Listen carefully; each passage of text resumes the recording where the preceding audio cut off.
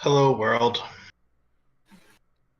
Excuse me while I go post that video in my chat immediately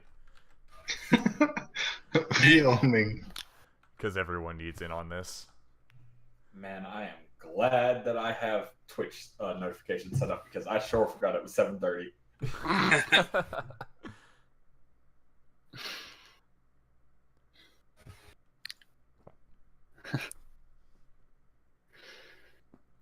Mississippi, Mississippi. Yes. That's where I live. Oh, Mississippi Pipe. I hate it so much. Yes. What's wrong with Mississippi? It's got a big river. I used to live in California. That's what's wrong. Specifically San Diego. Wow, We you moved out moved to to Hicks. the opposite of the country. Yeah. Yep. I'm much more of a city. You're just much more of a city.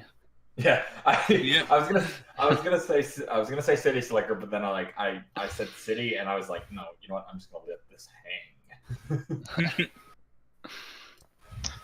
Just flopped it on out there, Spark. That's good. It's okay. Wojtek is much like homeland of Moscow as well. Dear God, what have I permitted to be in this game? Yes. We have to go to Wojtek's homeland, so all the NPCs have that voice. Yes. We will Yeah. break Aaron. I did run like a 2-shot once in the land where Wojtek is from, and I learned very quickly that I have one Slavic voice, be it like for men or women. So like I had to try very hard to differentiate just like everybody. Yes. Just wait until we steal an airship and cross the sea and we go where Faint was from, because then we get to hear that accent all the time. Yes. Yes. We were just saying how I cannot wait until Wojtek meets Gaspari because we're just gonna Slav squat around and drink vodka. I'm just I need curious to- to see how. I need to at some point roll hit dice because I'm at half health.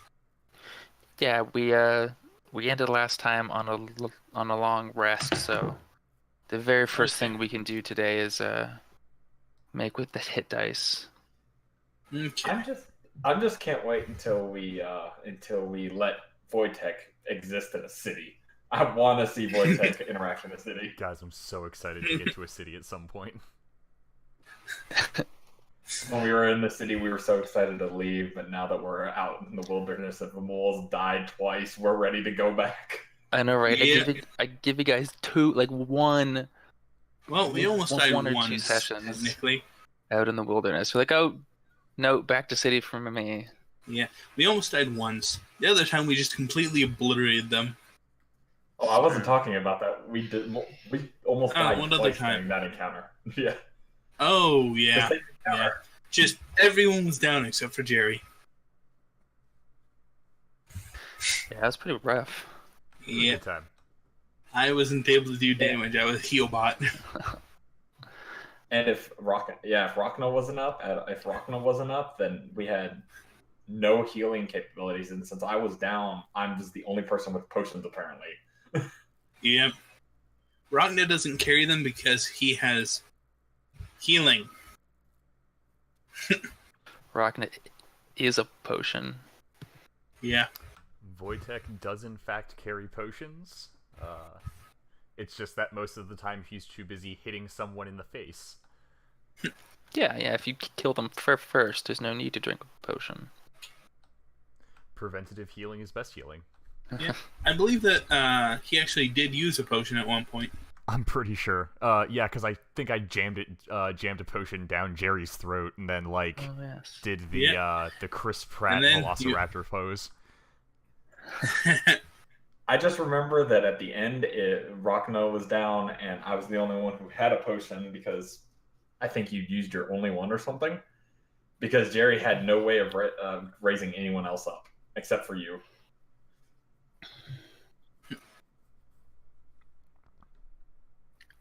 And if Rachna was stabilized, so if Rachna was stabilized, I would have bled out because you wouldn't have woke up for an hour.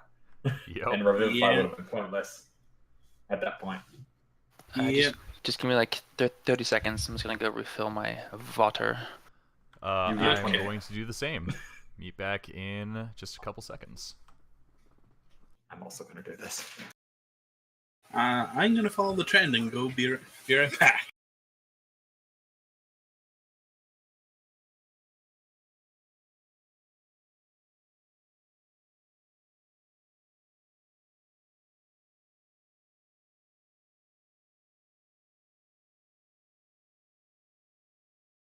Testing, testing. 1, 2, 3.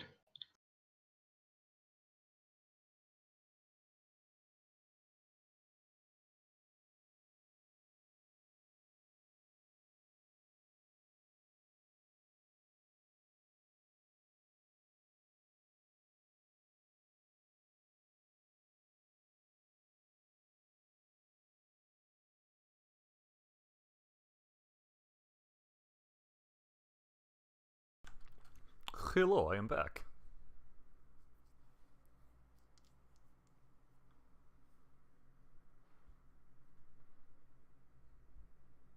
Okay, I'm back.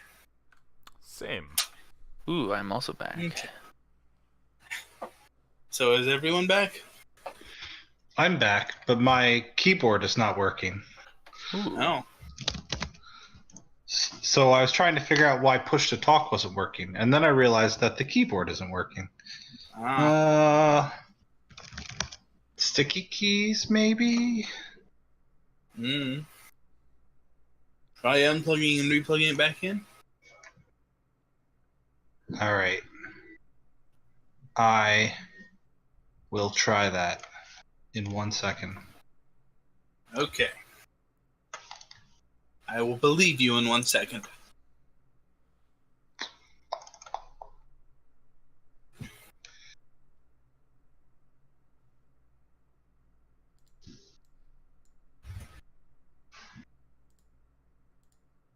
Дякую, індійський. Ми фуркет. Ну, блять.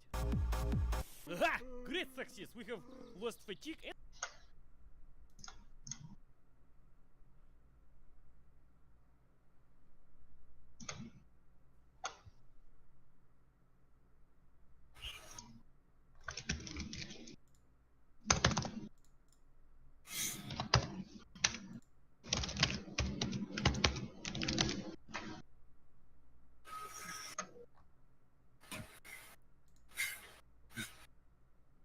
Oh, someone has left.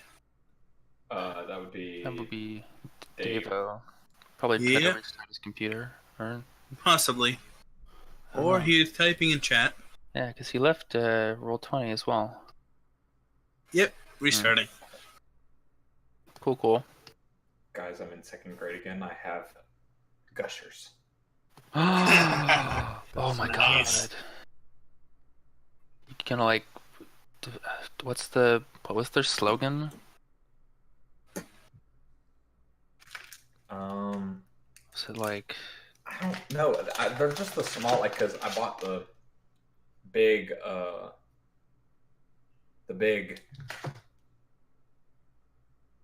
box of them, of the small packs, so I don't think they have it on the things.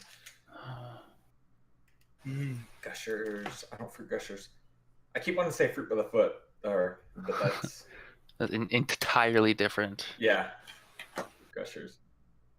Man, I didn't know they still Nope. made gushers. Neither did I, but I saw a box of them the other day, and they were like $2.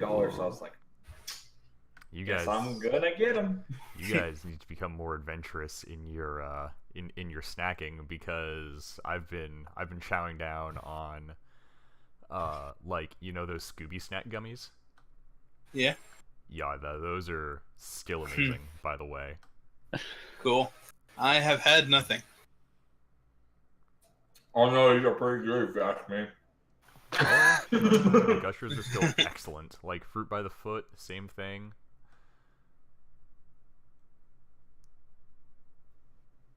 Who actually eats fruit properly? Everyone just wads it up and throws it in their mouth, right? Yeah. Actually, I've eaten it properly before, though it's been a very long time since I've had it. It is delicious though. Mm-hmm. Definitely. All those old school like middle school lunch desserts are just phenomenal.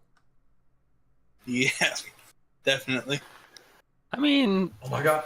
phenomenal's a really strong word. I don't know. Have you had those? Have you had the cheese and crackers dipping thing? Oh yeah, yeah, those Yeah, are great. The yeah. plastic cheese. Yeah. Stuff Where is great. it's one side of it is these sticks of cracker, and then the Hello. other side is just like that. It's Yeah. straight up just canned cheese. It's so good. What the ever living? I know, right? There's a lot of things that I have opinions about this. So, Jerry, everything working? Yes. Yes. You can typity type Okay. type. Yes. I am alive. Success. Good. Yay! So, I think sticky keys is the worst invention. Like the worst Yeah. one. yeah, definitely. What is it for other than annoying you whenever you're trying to do something? I don't know. I don't know what sticky keys does. I just always turn it off. If like you like I don't know, have like a jelly sandwich on your keyboard and like you have the A key is stuck down, it'll like ignore the A key, I guess. Like- Okay.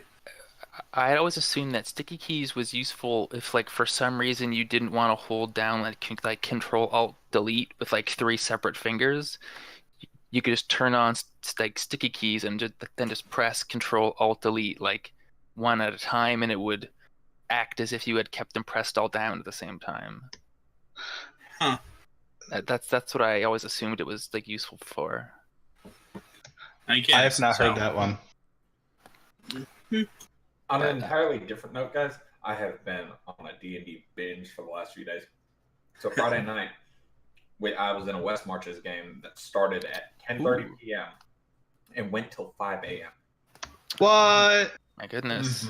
Yeah, Yes. I had during the time I think I had 2 Red Bulls. Like yesterday, I had 1, and then played in a dungeon crawler session where that lasted for about 4 hours, and I woke up yesterday morning at 9 a.m. after going to bed at 5 a.m. I got 4 hours sleep, actually about 3 hours sleep last night, or the night before last, and then I don't even know how many hours sleep last night I got because I don't remember going to sleep. That's how tired I was. But I woke up Yikes. at 8. I woke up at 8 this morning, and I've been. Also, don't have my books today, which is terrible, which is awful. I left them at the place where I DM at. I left them there by accident week before last, so. Yeah. Okay. This will be a nice like cool down for you then. A nice Absolutely. short session. Yeah, so we're playing till 5 a.m., right? I'm down. I'm game. Yeah, I have I like feel an like- 11-hour workday slated for tomorrow. I don't need sleep. Yeah. I gotta wait. I have to wake up. Why at would we 5 sleep? a.m., No big deal. I'm just not gonna sleep since we're playing till 5 a.m. Since I have to wake up at 5 a.m. Just who needs sleep? You can subsist entirely off of Red Bull and coffee. Gotta grind that XP. Yep. But my friends, are we ready? I believe Yes. so. Aye, Yeah, very comrade. good. When last we left our mostly heroes, you were in the process of climbing Mount Agno in chase of Rachna's old, I guess like mentor, but like not really, like old church father, Evan Raja, who you are led to believe has taken over Jerry's old abbey for some nefarious purpose. Yeah, and there's a dragon. Yeah, sure.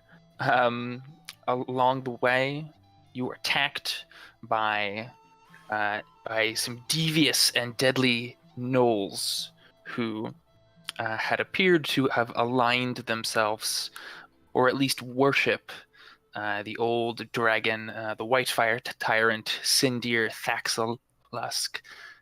Barely defeating them, you managed to regroup and continue your journey up the mountain. There is still quite a ways to go. Jerry, you guess you have about 3.5 days of travel left ahead of you before getting to the monastery. So still plenty of time to die.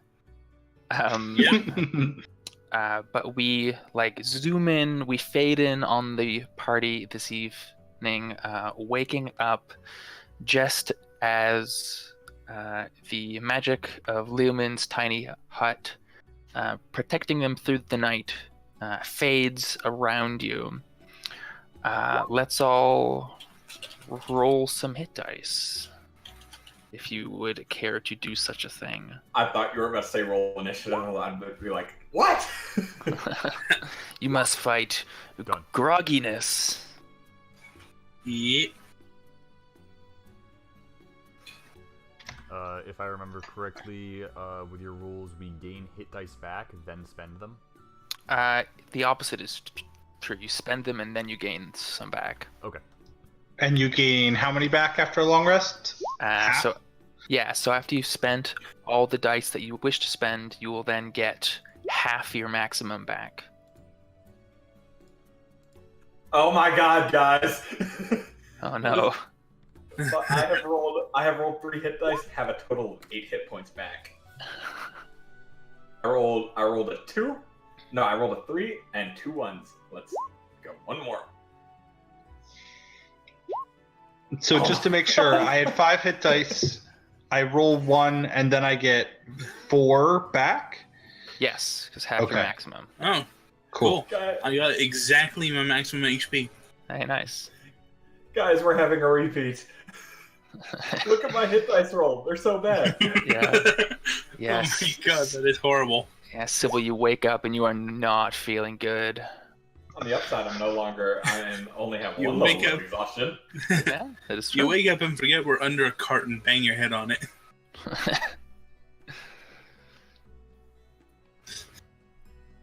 Guys, I have a Path of the Zealot Barbarian in the West Marches game, and I did 67 points of damage in one turn just from melee attacks. Oof. This is variably different because, man. You don't even have 66 health. Oh wait for 2 levels when I can start adding in an additional roll to my attacks. Shall indeed wait. I'm debating whether, when we level up again, if Sybil survives, to take another level in Bard or just hit the level 8 on Warlock and beat up. I think I'm gonna. Did you say that Sybil has 66 health total? No. Max? No. Okay. I am a squish Because I'm bag. somewhat confused. Yeah, no. Sybil has much fewer hit points than that. Yeah, Okay. Almost half of that. that would be concerning because Wojtek has 67. Yeah, Rana has 61.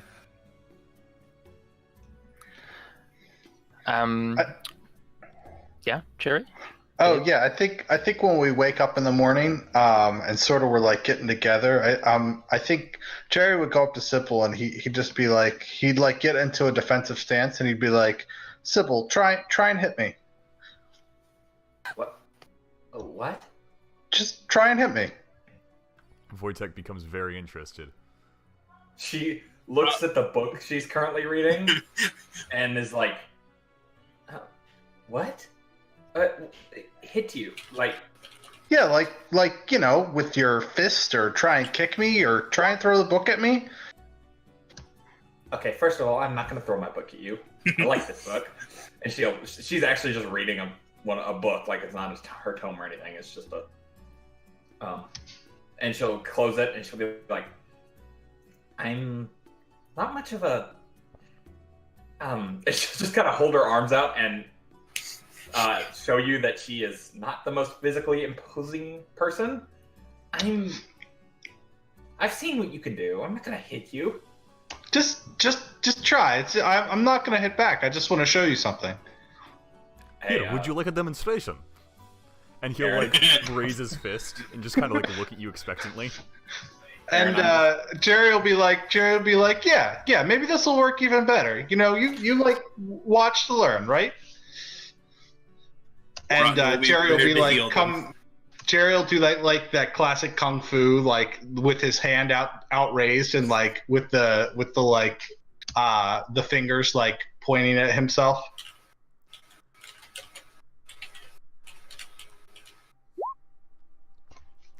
All right, in which case, whoop, oh man. So Jerry's going to try and dodge out of the way. But like miss like crazy, and you're just are you hitting Jerry like full out? No, like he's like no, this is a demonstration fight, so probably like like maybe like 1 or 2 points damage, but not like going for the throat or something. Got it. I mean, seeing that, she's like, "Are you sure you still want me to?" I mean, I'm not great with the fists. I really only carry this, and she'll point at the scimitar that she got off of the Yuan-Ti's body, that she's kind of got strapped to the back of her, like to her back, but like around her hip. And she's like, "This is really just there for looks." And Jerry will just say like, I guess what I wanted to show you is if somebody tries to hit you, you try and get out of the way. Okay, well, why don't you... I mean, I've seen you just sort of stand there and, get cover, get out of the way, dodge, try not to get yourself killed. I'm not Yes, that old trying. woman did sneak up on you. Look, the old woman was a hag, and I just wanted fruit. But that's not what I'm talking about. Fine, you want me to hit you? I'll hit you the only way I know how to. And she will... She's irritated at this point. She's like, Jerry's talking down to me. I don't like this.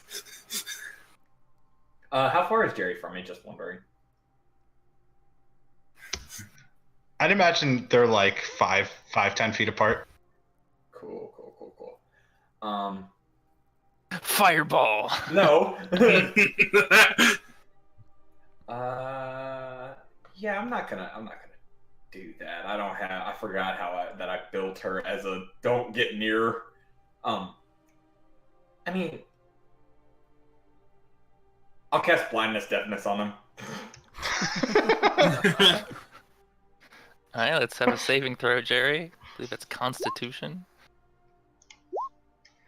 It's why I'm trying. Jerry will just sort of feel the magic working on him and just sort of try and shake it off and just say, I mean, I know you can do some of your fancy wand wave and stuff, but if somebody gets close to you, all I'm saying is dodge. I can literally teleport out of the way. What are you talking about? I just don't want you to get hurt again. That's all. I appreciate it. I know it's from a good place, but I mean, to be fair, both Rachna and Wojtek got knocked down before I did. I can only put my body in the way of so many enemies. Right. Actually, Rachna was the last one knocked down. I remember this because he got Jerry up right before he was knocked down. Okay, well, say that in character.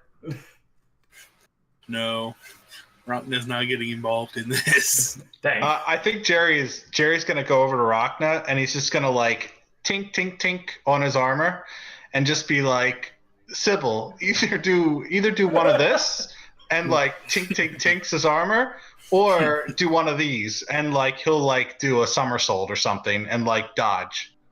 I'm so bad at both of these. Fine, she'll pull out the scimitar that she is very like she's technically proficient with it, but Just as likely to hurt herself as she is to hurt the other people. all right. I mean, I'll do my best. Are you asking me to? You really want me to hit you? And Jerry will just say, I mean, no, I just want to, you know, maybe one of these times we'll figure out a strategy to get you a little safer in the midst of battle. That's all I'm saying. Right. You know, you don't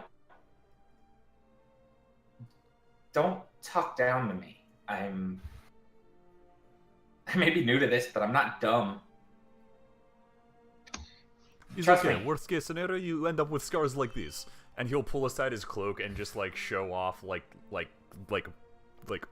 almost puncture holes in his chest where you can see he was bitten in the by something very large in the past.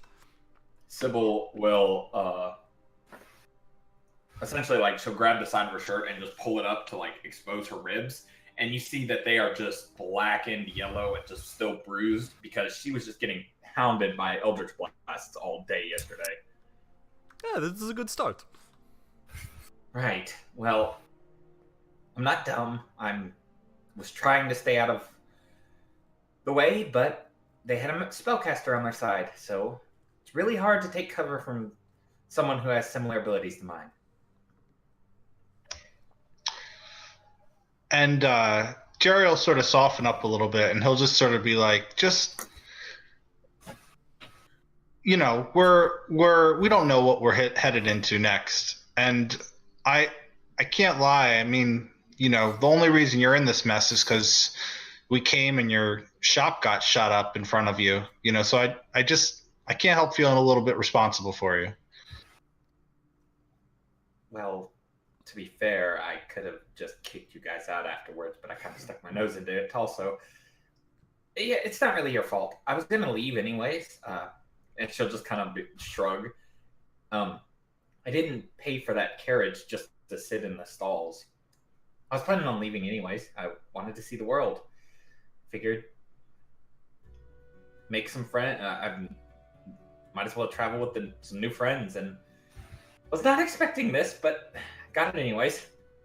And it's at that point that you start hearing this sort of like rumbly sound coming from the cliff above you. If you'll recall, you were sort of camping at the base of this like tall cliff with this little path running up the side of it, and you hear several big like. No, actually, Rotna did point it out. To the other person that was on watch. Yeah, The next person on watch. To Who I'm Jerry. fairly sure He told Jerry, but the dragon. But yes, big stomping sound coming from the cliff above you. Oh, Rotna's getting ready for battle. Is there some cover we can find around? Yeah, there's lots of little like craggy outcroppings that one could like push themselves up and be hidden from the top of the cliff. Jerry's gonna make a beeline for the first one of those and just sort of listen in some more. Cool. Give me a stealth check if you are hiding. I'm excited for this because unless someone stops him, Wojtek is gonna roll his shoulders, kind of step out into the road, and say, "Oh, Wojtek was worried we would not get to fight this morning. These are good mountains." I haven't even finished this chapter. Why are we trying? So stow her book away in her bag, and Jerry will motion like Sybil to like hide with him. you don't want that.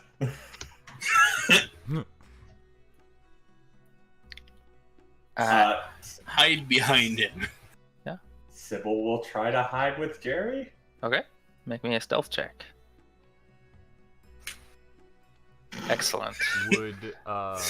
Would Jerry be like pulling her into this nook and like trying to make sure she has good positioning?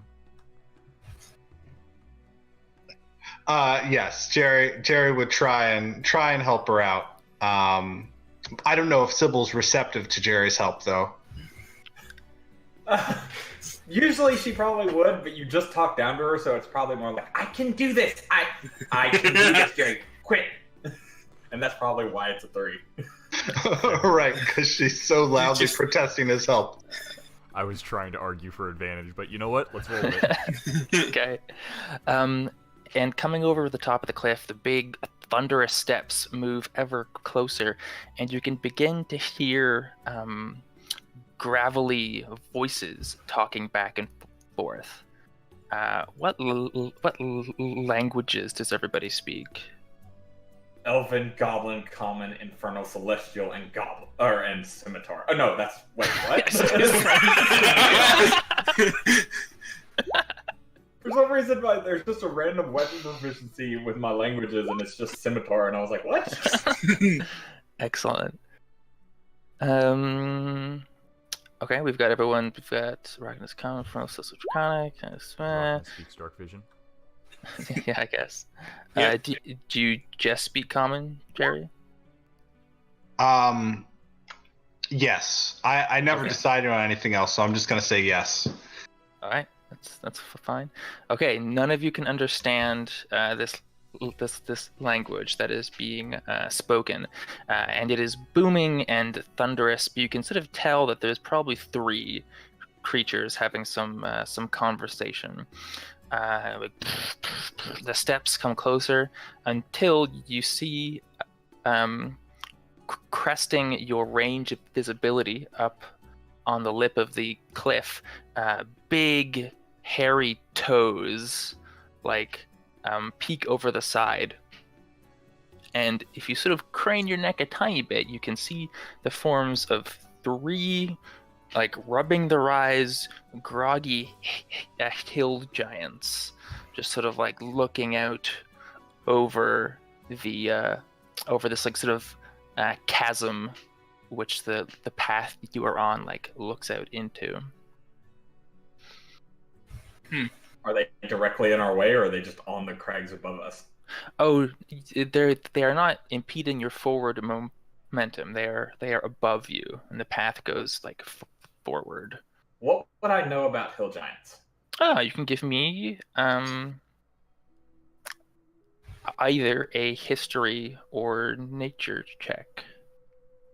They will give you different information.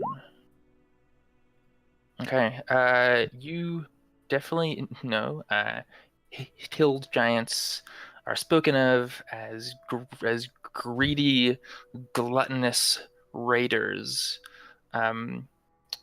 who, when they get hungry enough, they come down from the mountains to steal and eat literally anything they can get their hands on. Okay. So should someone roll history? I mean, if you want to. I can't do both, I assume. My 2 history is 50. Ragnar, you know that in a historical sense, hill giants, they are the lowest of giant kind. While there may be epic sagas written about fire, frost, and cloud giants, the only songs written about hill giants are bawdy tavern jigs, and they are never kind to the gluttonous monsters. Okay. Oh, you want to know what I just realized? What? I should be rolling all ability checks with disadvantage because I still technically have 1 level of exhaustion. Yeah, that's true. Oh. That's true. We will take that into account from now on. And Oh yeah. Oh go for it. yeah. Unless anyone is like motioning otherwise, Wojtek is like standing out in the middle of the road, looking up these cliffs, and just kind of like doing morning stretches, just being like, "All right, we're about to fight. Let's go." And you can see these giants are like, they're like rubbing their eyes. They're sort of like messing up their like greasy hair. It definitely looks like they just woke up.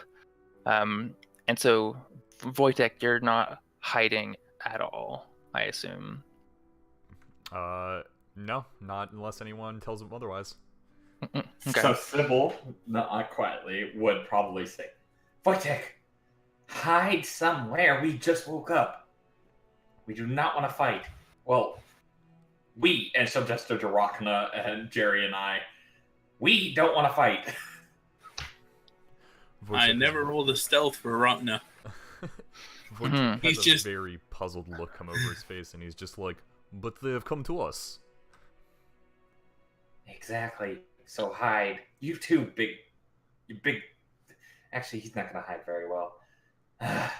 No, he's got the cloak of elven kind. He doesn't have his advantage. Never mind. No, I'm You still two not gonna will hide very hide. well. Both of you, hide. Rotna will attempt to hide.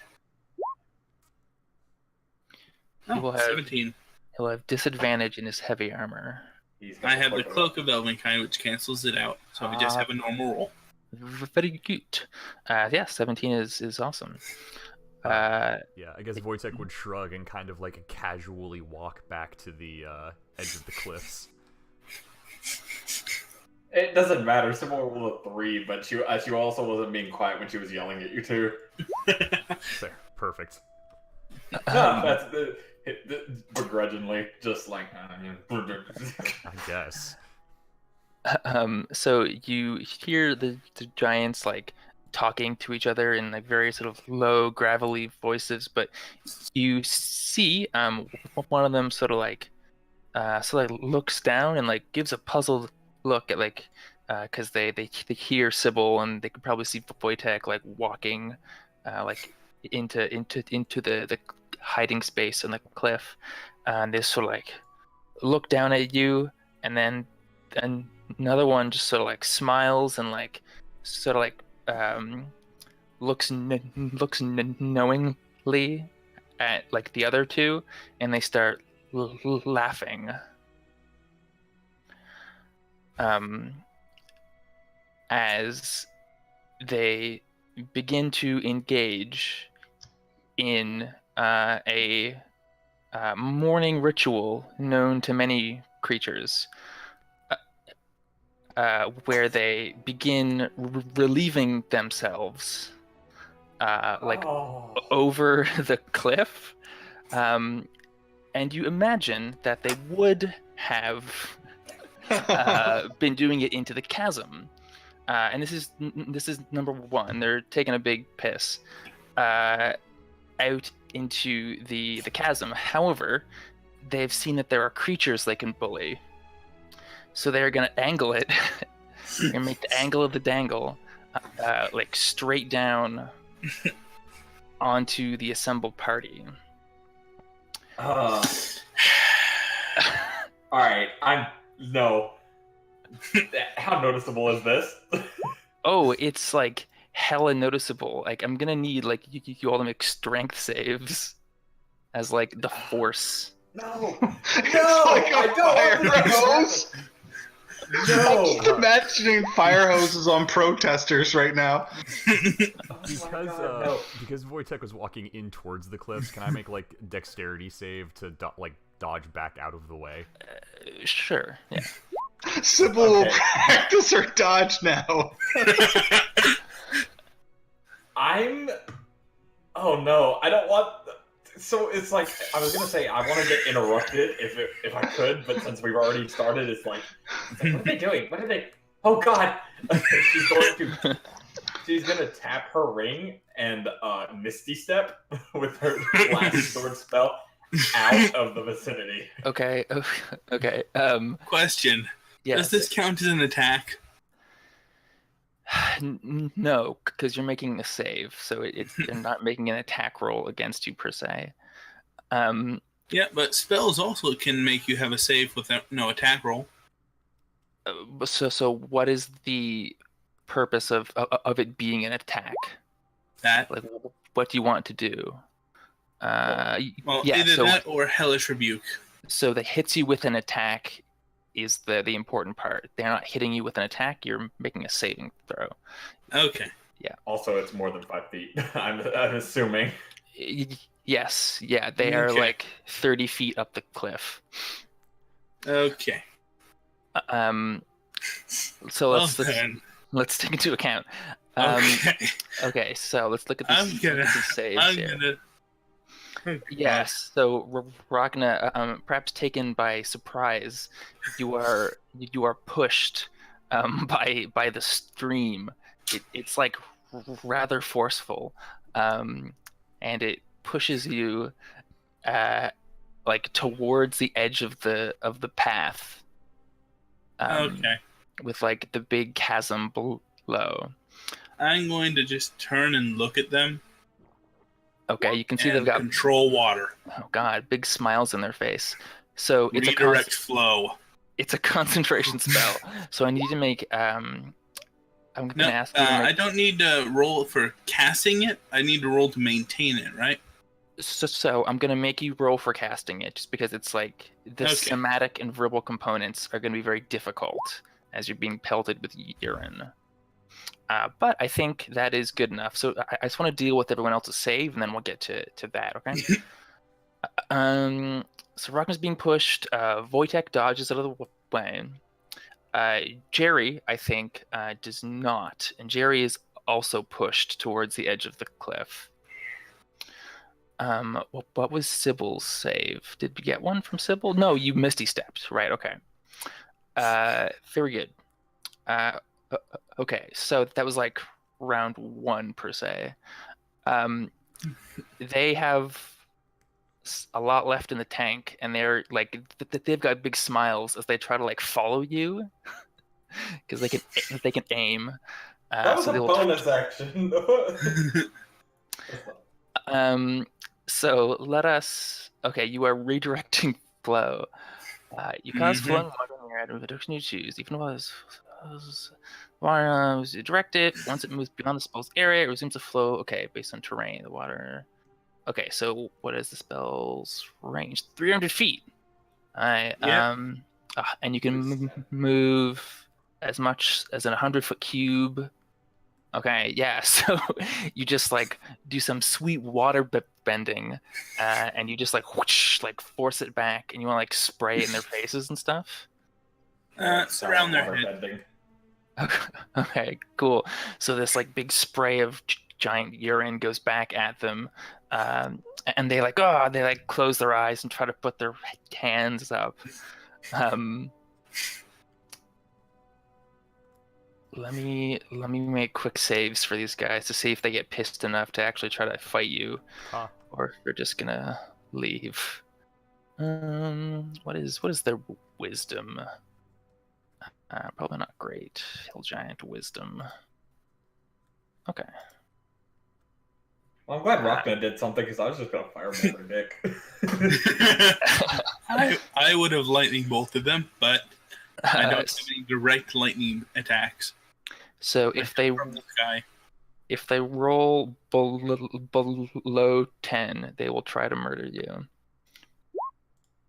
Okay. That's a 3. Yeah. So they get pissed. They get very angry in more ways than one. And you can see them be like, "Rah, rah, rah." They start like, rah, and they like start like motioning to each other and like pointing down at you angrily. Their heads are currently coated in water. Sure. It has but, not stopped. That's fine. They can still see, though it is very humiliating for them. Let's all roll initiative, I guess. Wojtek, during this time period where they're like mumbling and growling and stuff, is going to see there was no point in hiding after all. Oh my god, Wojtek can have good initiative rolls. What? I'm surprised that Ragna's. Oh, what is that? I had to roll twice because I had disadvantage, but Nice. Now I roll good. That's garbage. And then there's Jerry.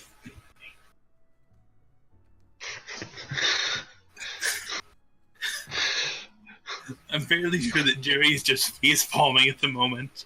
He's just too distracted. As soon as I give a lecture on dodging things, of course.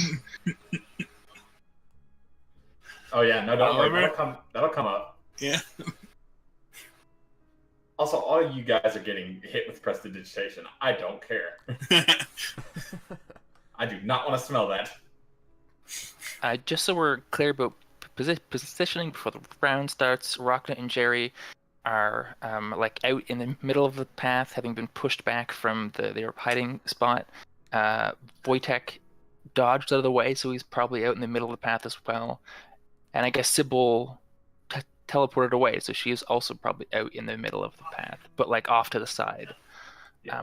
The giants are on top of the cliff, 30 feet above you, and it is Rocknet's turn. Okay. Since I already have a concentration spell going, I can't do 2. So, how close are they? They are 30 feet above you. Okay. Then I'm going to use Shatter. Will that hit all 3? Sure, well, they're pretty close together. Not with an 8. Unless it's... I believe it it's a save spell, I believe. Yeah. it's- Yep, it's a Constitution saving throw. I I bad. apparently need to set these up right. What is your DC? It is 14. Okay, Giant 1, Giant 2, Giant 3, so only one of them passes. Okay. And level 2. 7 thunder damage. Oh, And right. they're blasted back 5 feet. No, not 5 feet. 10 feet. 10 feet. Okay. So the one that is not blasted back, Nope, I they're all see. blasted back. He took 14 half damage. And it's any thunder damage. Or lightning damage. Oh, okay. Right. 'cause Oh, the right, shadow because your spell other doesn't- feature. Yep. Right. Are they large or smaller? They are in fact huge. So Then they are not pushed back. Alright, very good. Darn. That's okay. So they are still visible then. Over the lip Yep. of the cliff. It is And I am maintaining the bubble of water around their heads. okay. Cool. So redirect flow. Can you like make a bubble of water? Like you can't. It says that it moves as I direct it. It continues to move in the direction I choose until the spell ends. So, yeah, it's not a bubble around their head. It's apparently just redirecting their spray right into their faces. Okay, yeah, because like you can't like drown them necessarily. Yeah. Nope. But, Apparently not. but it is still annoying for them. And they may suffer some penalties based on what they're going to do. Let me just get this damage real quick. And then Aaron, you mind putting my thing on my initiative tracker? the 'Cause, thing on the initiative tracker. yeah, I don't have a spot on the initiative tracker. Yep, and the hill giants are also not on it. Yeah, I know where the hill giants are. Okay. Right. Okay. Sorry, I'm using your other token, which is So I've got your new token here. Can you see it Yeah. now? All right, beautiful. So it's Sybil's turn. All right. So Sybil being out of hot water, she's going to I guess just throw an Eldritch Blast at him. Okay. Or 2, I guess, technically. So there are 3 giants. One of them, the middle, has like the largest stomach. The one on the right has like a missing eye, and I think the one on the left has like a big mohawk. I want to hit the one without the eye and a stupid eye socket. Okay, cool. That'll hit. All right. The 12 will miss though. Shocker. Oh my god, Oh, guys! wow. 2 force damage. Wow. Just sort Man, of, we starting this off good. it's just sort of like, Yeah. I don't know. It's his skin is just so tough that he just barely feels it. Full movement, the opposite way away from them. So like how you are, the path goes like perpendicular to them, right? So imagine that the path is going like along the base of a cliff, and they are on top of the cliff. Do you have a map? Well, no. I suppose I Okay. could just bring you back to the other one. The giants won't be on it, but this isn't really a complex fight, so I didn't really think we needed a map per se. So We don't. yeah, Okay, so so like yeah, I just. giants are like up here, so there is no like away from them. They'd be like off the cliff to go away from them. Okay, I'll just move this way then. Okay. 30 feet that way. Okay. Cool. If we're gonna do this, I mean, if we're going to use the map, then I'll actually move. I mean, it doesn't super matter. Like you want to move the 30 feet down the path, and that is fine. Okay. Then it is Wojtek's turn. All right, so I've been spending this time reading jump and climb rules because that's what I'm going to do. Uh-huh. Now I know it says you can use Step of the Wind as a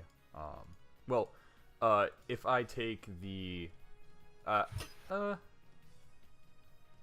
have a 50-foot move speed. If I move the 10 feet, do a standing jump or do a vertical jump with a running start, and then climb straight up, can I reach the top of the thing? So the wall is 30 feet tall. So how far can you jump up?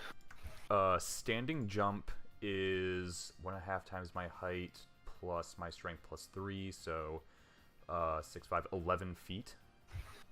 Okay. So you use 10 feet of your move to move up to the cliff. Use another 11 feet of your move to get 11 feet up the cliff. There's 19 more feet you have to move. That's difficult terrain. So you need 38 feet of movement left to get to the top of the cliff. And you've used 21 already. Okay, let's see. Well,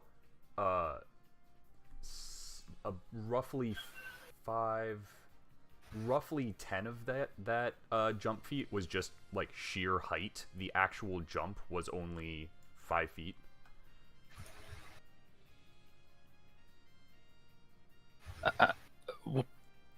So I'm confused. Right. So whenever you make a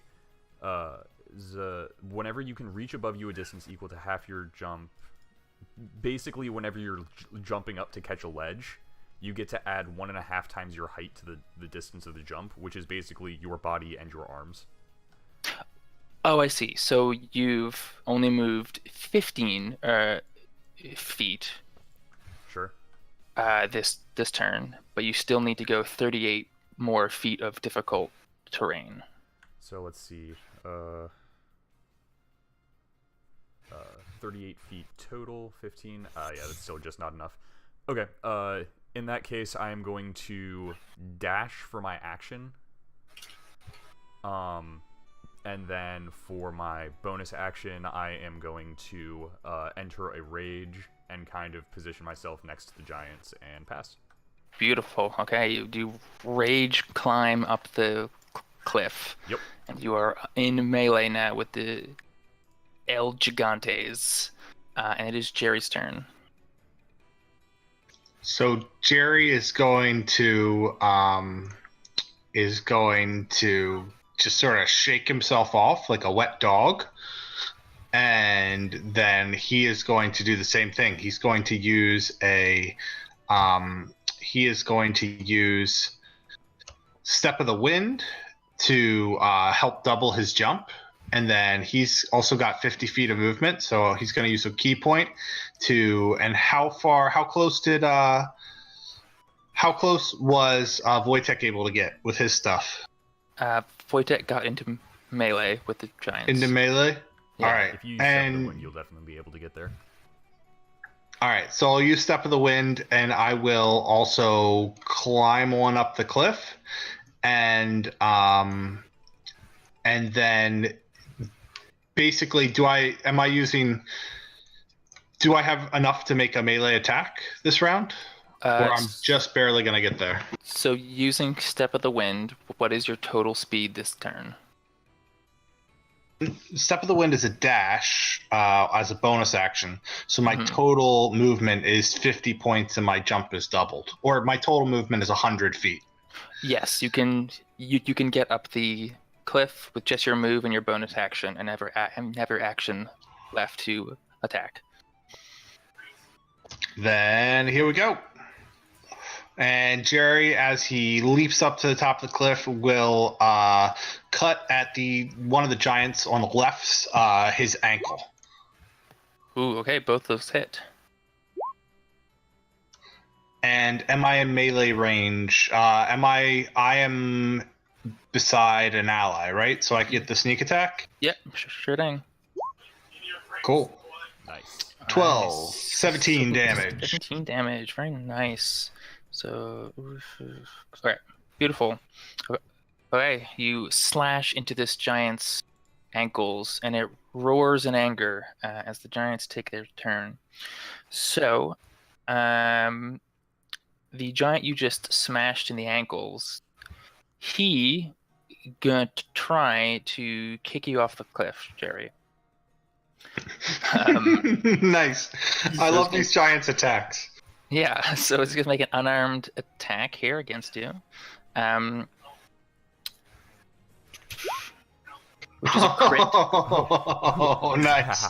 Wow. So you take 12 points of damage as he kicks you 10 feet away, and then you fall down the 30-foot drop. That was a crit success and a crit failure. And land down there. So your slow fall, is that a thing that you can do as like a reaction, or is it? Yes. Yeah, reaction. Yes. Nice. So the fall damage 5 times would be 5. 7. Okay, so I can reduce that by 25. So I do not take any damage, except to my pride. Beautiful. Well, and then your ribs where he kicked you. Yeah, that did hit hurt quite a bit. Giants can make 2 attacks, so the same one will try to kick Wojtek down the cliff as well. Okay. That is a 19. This is kind of an off the wall thing, but can I use my reaction to try and grab onto his leg? So I will. The first one crit, so I just made him automatically kick. But give me a strength saving throw. Okie dokie. Which I believe you have advantage on since you are raging. Yes. Mm-hmm. Boom. Aha! Yes. Nice. So I think you can like grab the leg to prevent. Though I think I make you take the 6 damage, which is reduced to 3 anyway. Yep. You're still like catching the kick. Yeah, I'm cool with that. I'm. Yeah. So the giant is very like surprised that you aren't going flying off the cliff. The other 2 giants, however, they are gonna do some messing up of particular steezes. The one on the far right with the mohawk is gonna grab a big rock and try to throw it at Sybil. Oh, guys, I'm dead. By the way, A are 10 they hits still you. urinating? You had just dodged a little bit, Sybil. Hey, Aaron, guess what? What? A 10 hits. Yeah, I know. Touch Yeah, they're still getting Okay. urinated in their face. Are they still urinating? So okay. So this is Have they where. not decided to stop? Oh, so it's only been like six seconds, right? And like you can't really stop it once it's started, right? Like that Okay. They shit pinch hurts. it off. Come on. Shit hurts, man. So However, you are redirecting it back in their face, so I will give them a -1 to this ranged attack roll, which will cause it to miss. No, you know what? No, bring it on. I made a purposeful choice not to buy armor. I deserve this. I mean, all right, take 22 bludgeoning damage then. Oh yeah. No biggie. And I'm just sitting at 16 hit points. And then I think the one in the center, the one with the gigantic stomach, will take another rock and try to throw it at Rachna, just because he's throwing it back in his face. I will give this one the -1 to the attack roll. That's still a 26 though. So you take 17 bludgeoning damage. This boulder comes crashing down on you. And the con save. 12 save. So 26 damage. The DC was 13, so it just fails. 26 damage? Sorry, I'm getting my numbers confused. I was looking at the attack roll. The 17 damage is still only a 10 DC, so the spell stays. Okay. Yeah, I saw the 27 reduced to 26, and I was like, oh. Okay. So that is all of the giants' turns. We go back to Rachna. Okay. I am...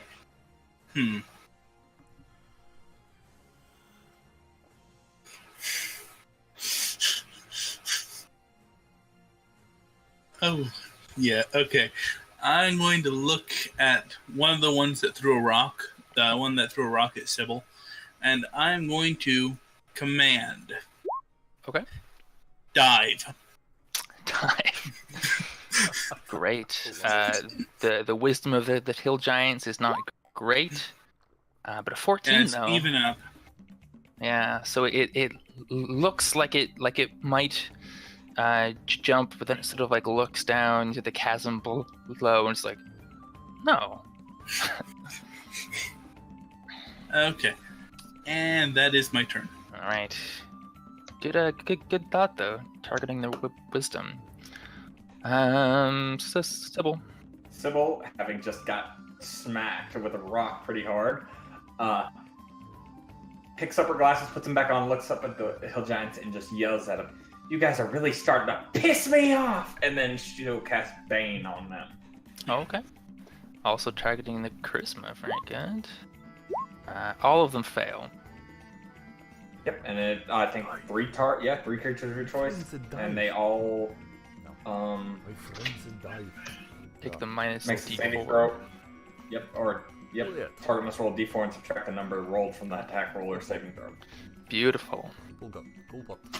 That's my main action, and as a bonus action, she's going to start straightening up her clothes and just kind of brush herself off. She said, "Well, I don't have time for this, but I've got this," and she'll cast Healing Words on herself.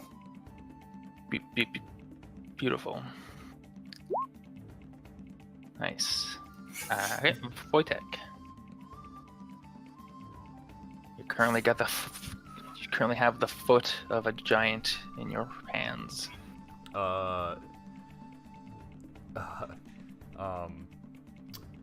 knowing which one he targeted, Wojtek is going to say, "Hey, Blin, my friend said dive!" And he's going to start wailing on this giant's, weight-supporting kneecap, trying to get him to, tumble off this cliff, with just, beating on his supporting leg. Oh, okay. Cool. And he's gonna go boop, That's good. The hits. boop, boop. Ooh, Oh, wow. God. my goodness. Nice. All right. You do not like that kneecap. Alright, so he's going to deal 17, 24, 33 damage to this 33 giant's kneecap. damage. That is a lot of damage. I was gonna give him a saving throw versus the amount of damage you dealt, but there's no way he can physically pass that.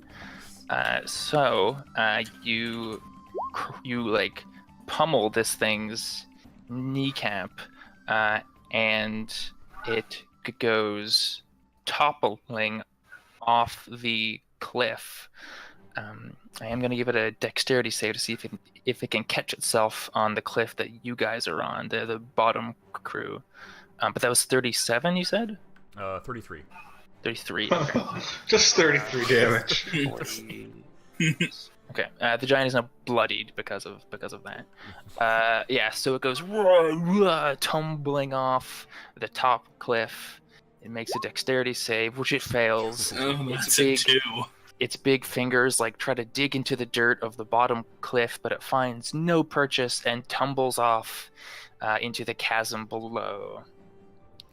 If that giant survived, it is going to have marine knee for the rest of its life. Let's just do some fall damage. It's like 100 feet, so. Oh, it's no big deal. It's like 10 Yeah. d6. Yeah. Just 10d6. It's fine. It takes an extra. Okay. 31 points. That's a 31. Ha, I did Yeah. more damage than the ground. Then gravity. Wait, what? You have That's- beat gravity at its own game. Why did it take Damaging. so much damage? Because It felt like into the 100 chasm. feet. Oh, the other side. Gotcha. Yeah. I was like, wait, what? I thought it was only 30 feet. Yeah, so it tried to grab itself on the bottom level, but it failed. So it fell again down the chasm. Yeah, so you guys just see this a shadow passes over you on the bottom path as this giant goes falling head first, and it's still pissing. So there's just this arc that sort of flips up with it as it just falls down. So you have that beautiful ocean hair flip arc, except it's dong and urine. Yeah, and It makes a beautiful rainbow in the morning sunlight. Yeah, the sun is still rising, so it's a very, very beautiful scene. Aaron, it only rolled a 0, actually. Oh, Oh god. thank you. Yeah, so its fate is determined. So after that, Wojtek is going to do that slow kung fu movie turn with his hand outreach and stare the other two giants in the eyes and do that bro flex thing and just dare them. Okay. And he's Alright. going to use a key point and for patient defense and take dodge action as Okay. my bonus. All right, Gary. Who's Hey, Gary? Pay no mind to that. It's me saying Jerry, but stupid. Oh, I see. Gary is busy folding some letters. So I am going to sort of rinse and repeat. I'm going to jump up the cliff and try and ankle the other one.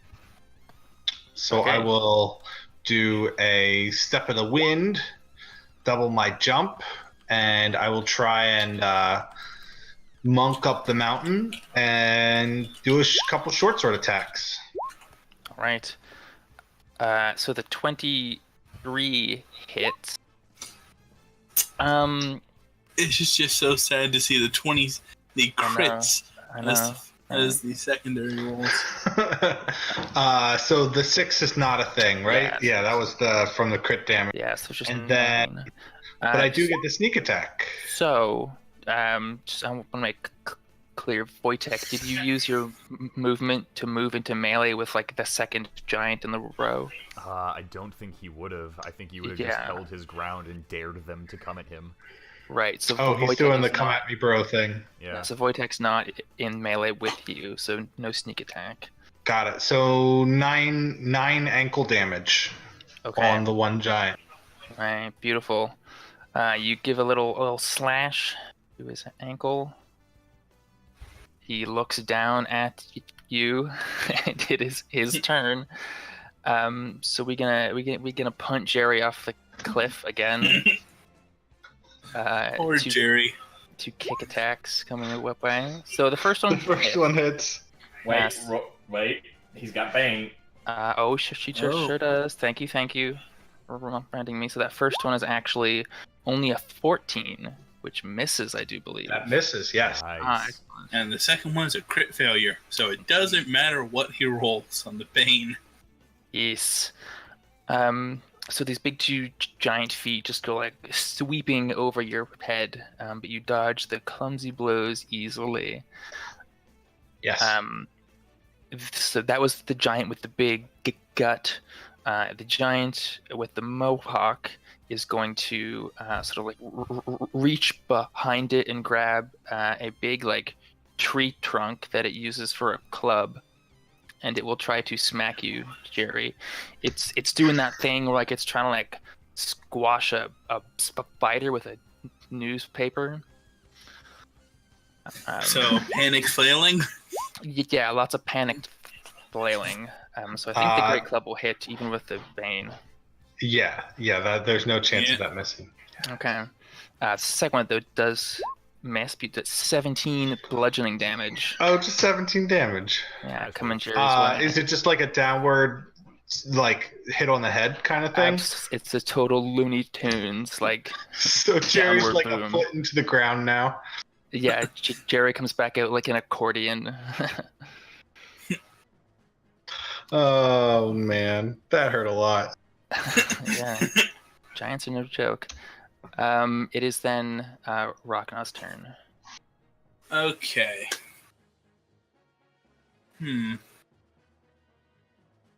I'm going to look at the one that has.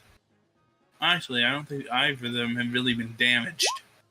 No, they're still pretty good. Yeah.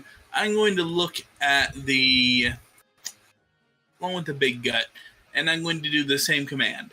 Dive. Okay, beautiful.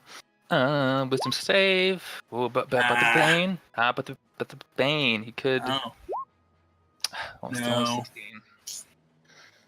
Darn. Like theoretically, this is a very good idea, but. Yeah. Okay, Sybil.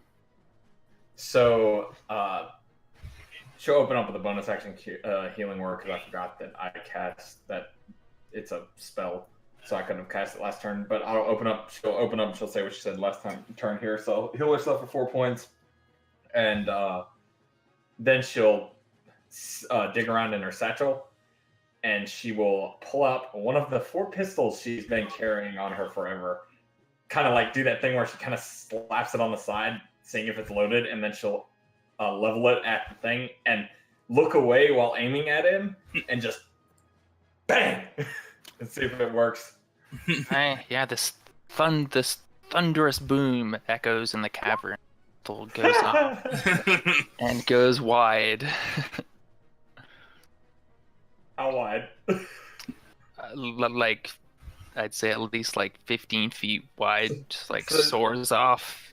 So she has hitting nobody. So she's not looking away. After it goes off, she jumps about a mile high and she just yells out, "Did I hit it?" Does anyone want to lie to the poor girl? You missed. Aimed better. She will move. She'll stay about where she's at, so she doesn't want to. Yeah. Cool. She feels good. Wojtek, show us the meaning of pain. All right, Wojtek is going to walk up to the one with a tree trunk, and say, "Fight me with your bare hands, coward." And he's gonna. And no bear. He's gonna give a repeat performance, except this time he's going to use reckless attack. So all of his attacks are gonna have advantage. Oh God. And aiming for the knee still. yeah, let's do it. We're gonna hold on to our key point and see what happens. Whoops, I forgot to do that. This is my second attack for that, and then roll these with advantage. Ugh, those are good. Wow. So Oof. 18, 9, and 12. So only the 18 hits. Okie dokie. Good thing that's my big damage one. So it's 16 I points. didn't mean that second roll. But yeah, Okay. 16 damage. Alright, beautiful. And then, that's kind of pointless. So, at that, Wojtek will call it his turn. All right. Yeah. So the first punch lands true, but then the giant kind of like, I think, flexes. So your other two hits just sort of like it's like hitting a brick wall made of like sort of like tough giant hide. And it is Jerry's turn. So, Jerry is going to do 2 short sword attacks, and he is going to try and use Wojtek running in as cover to try and get behind the creature, and do 2 attacks. And do either of those hit? The 14 does. So Jerry is going to try and attempt a stunning strike. So he sort of runs up behind the creature and jumps up and tries to just, get it in the soft spot in sort of like the back of its thigh. Cool. So I think you can do the damage, right? Still. Yes. So damage, and then must succeed on a con saving throw or be stunned until the end of my next turn. I think you can throw the sneak attack on there as well. 14, nice. So 14, quick math. Okay. Just doing it on paper this time, so it's like. So 13 or better is the roll to beat. So not stunned. And even with he gets a 13, but but he saves still. yeah. He still saves. Yeah. Yep. So there's like a shiver that goes up. You hit a nerve, but again, as we were saying, the giant was flexing those leg muscles, so he sort of like tenses up through it. Jerry is going to finish his turn by moving away. Right. So I'm gonna let Wojtek hang in there and not be another meat shield.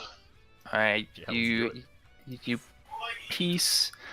Oof. Wojtek. Both of these have advantage against you. I'm so excited. So both of the giants pick up their tree trunk clubs. So 4 attacks against you at advantage. Oh no! Here we go. 1, 2, 3, 4. What's your AC, my friend? 16. So 3 will hit. yes, even with the Bane. All right. So we're looking at first 19 damage. Then 19 damage, then 14 damage. So 9 and 7. 9 and 7. 25 total? 25 total. Yeah, thank God for barbarians. Yep. Okay, that is the giant's turn. Rock now. Okay.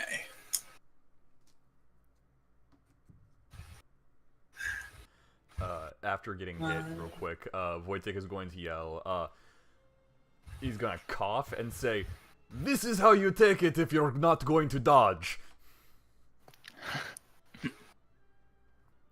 It's a bad role model for Sybil. Terrible role model.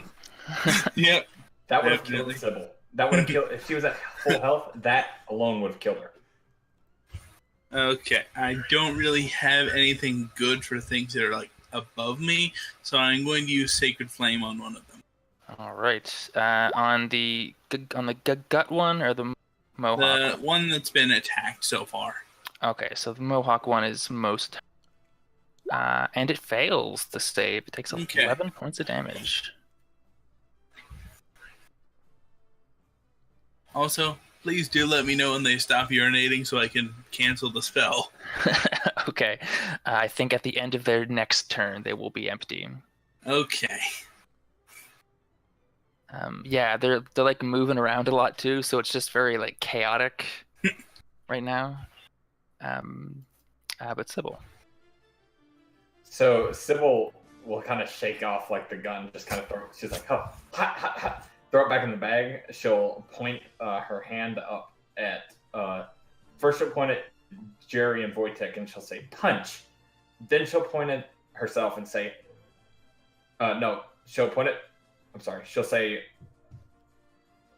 "Let me restart." She will point her hand at Wojtek and Jerry and say, "Punch." Then she'll point at the tree-wielding giant and say, "Trunk." And then she'll point at herself and say, "Love." And then she'll cast Vicious Mockery at the one that's wielding the trunk. Okay. It was a joke on Punch Drunk Love, but it didn't land because I jacked it up. No worries. I thought you were doing Eat, Pray, Love. I just didn't get it Which at is all. great. They fail. 4 points of damage and disadvantage on its next weapon attack roll. So I think the giant like doesn't get it either, and it's like looks over it. You can see it like it's trying to think, but like the act of thinking this hard is hurting its brain. And that's the reason it got hurt. Yeah, Yep. it takes the psychic damage. Very good. That comes. Oh yeah. And as a bonus action, she'll look up to Wojtek and she'll just be like, "No, you know what? It's better that we just forget that. But man, you're doing real great, you know." And she'll give him a bardic inspiration. Beautiful. The world's most awkward bard. All right. Wojtek. Wojtek is gonna go, "Alright, let's try this again." And he is going to let's see. Is he gonna sweep the leg? He's gonna try to do some things. He's not using Reckless attack. reckless attack this time. All right. 18. But Hits. Oh, Big hit. and we're gonna use our key and do flurry of blows for All right. Yeah. So the last one misses. Yep.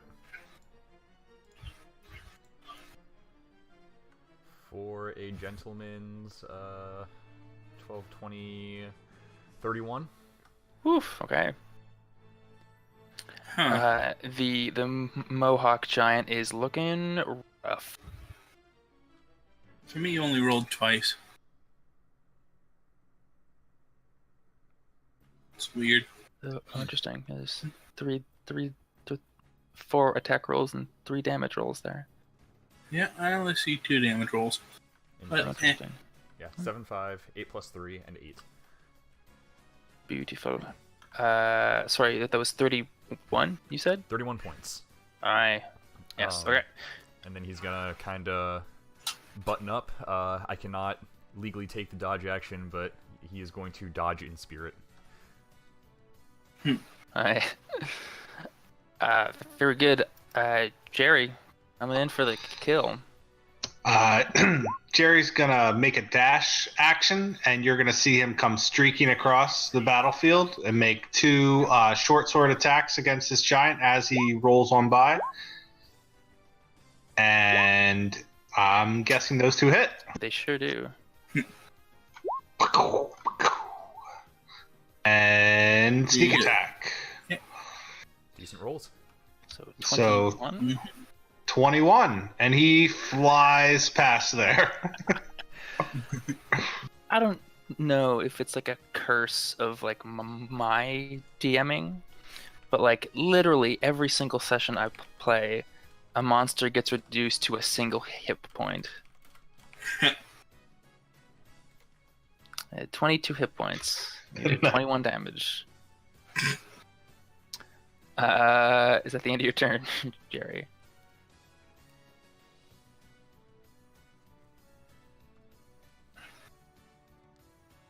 That is the end of my turn.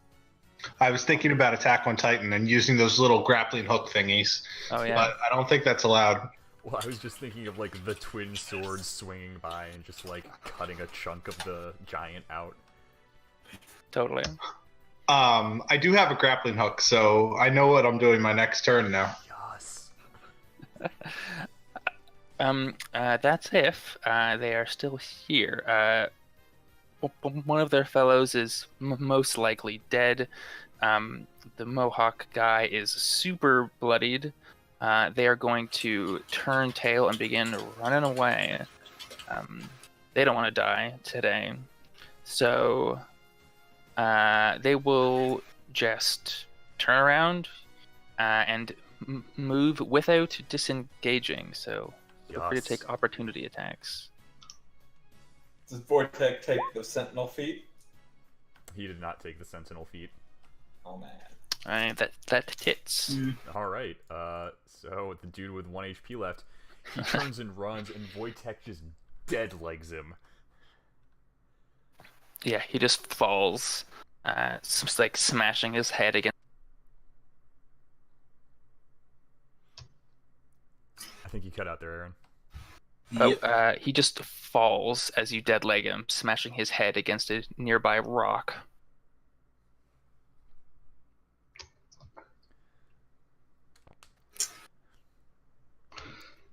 And Jerry will just watch the other one go. I don't think he's going to do anything. Okay. Yeah, Wojtek is gonna shout after him, "Do svidanya, coward!" So the giant who was in the middle with the fat gut gets 80 feet away from the melee at the top. So those on the bottom can no longer see that giant. Does anybody feel like pursuing? Not really.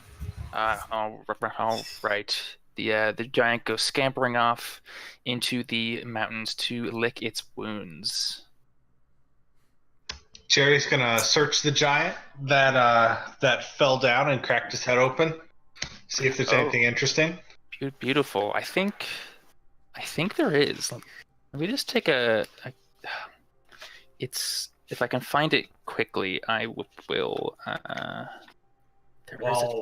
While you're doing that, Sybil will walk over to Rockna holding her nose and cast Prestidigitation on him. Rotten will nod. And then she'll look over to Jerry and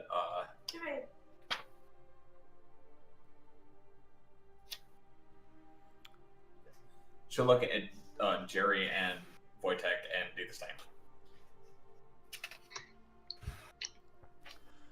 Jerry is busy searching dead giant bodies at the moment. Yes. Yeah, Wojtek would be walking around, not really caring what the giant has on him, and more about what the giant has in him, because I think he would want one of the giant's teeth as a trophy. You can certainly take a minute to pull out some giant teeth. I'm just looking, Dave. I know somewhere in Storm King's Thunder that there's a table of like what's in giant pockets. Just like seeing if I can find it really quickly. No worries.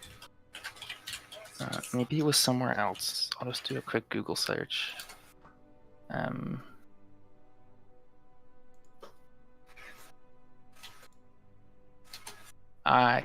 Yes, here we go. Roll me a D100.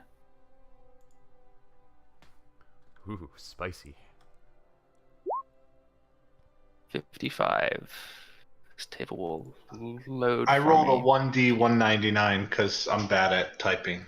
Sorry. Oh, Sorry about that. What did I miss? Jerry is in the process. 61. All right. Cool. Jerry finds. You find that one of them was keeping a 6-foot-long wooden fence post. What? Just like kind of like in like just like sort of like stuck it into its belt like it was a sword. Just this big 6-foot-long wooden fence post. Yeah, why not? Yeah, it's got like some like dwarvish runes carved into it. That's the most interesting thing you find. I think you find they were carrying like, like soap on a rope, but they were carrying like carcasses on a rope. Anything that looks edible? Yeah. It looks like they were about to have breakfast.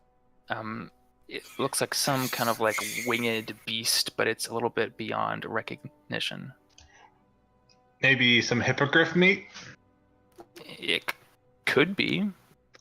So Jerry will grab the meat and the 6-foot pole, and he'll just sort of like jump off the edge and float down, and then he'll just come back to the rest of the party. So quick point of order. It is not like a fence post, so it's like flat on either side, right? It's like maybe like a couple inches thick, and it's got like a little like it's triangled at the top and bottom to like stick into the ground. Would Jerry mention it to anyone? I mean, I think it's quite visible whether he mentions it or So, not. as Jerry is approaching everyone, first point of order, Sybil will start walking there. She will hold her nose up and she'll hold her hand down. She's like, stand right there. Jerry will get ready for his delousing. Yeah. And then she's just, as she's doing it, she's like, what happened to dodging? And Jerry will look at the boulder that's on the ground and say likewise. Look, I mean, I kind that's a of little want, less humiliating. I kind of want Wojtek to like finish sliding down the cliff at this point and be like, I see the two of you are coming around to my way of thinking. Right. You stay right there too. I'm getting to you next. What's that? And then like she'll kind of notice at this point the big stick. What's that? Something the hill giant was holding. I was thinking about putting it in the ground, and maybe making it a warning or something. I don't know. Hold on, real quick. And she'll take her glasses off, and you'll see her eyes flare up, and she'll cast detect magic with her Eldritch invocation.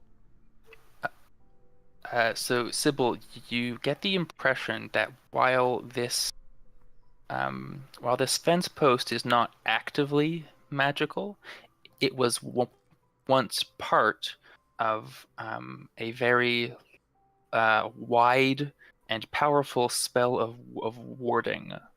The dwarven glyphs carved into it are part of an elaborate warding spell. Okay, well, if we have about 10 or 11 minutes, I can actually figure out what this is. By the way, everyone gets 14 health back as Rantna casts Prayer of Healing. Oh, well, it sounds like we have 10 or 11 minutes then.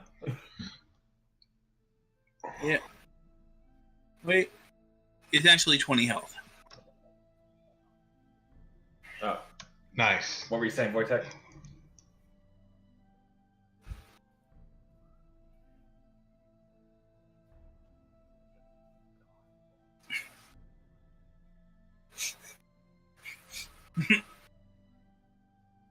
What? Right.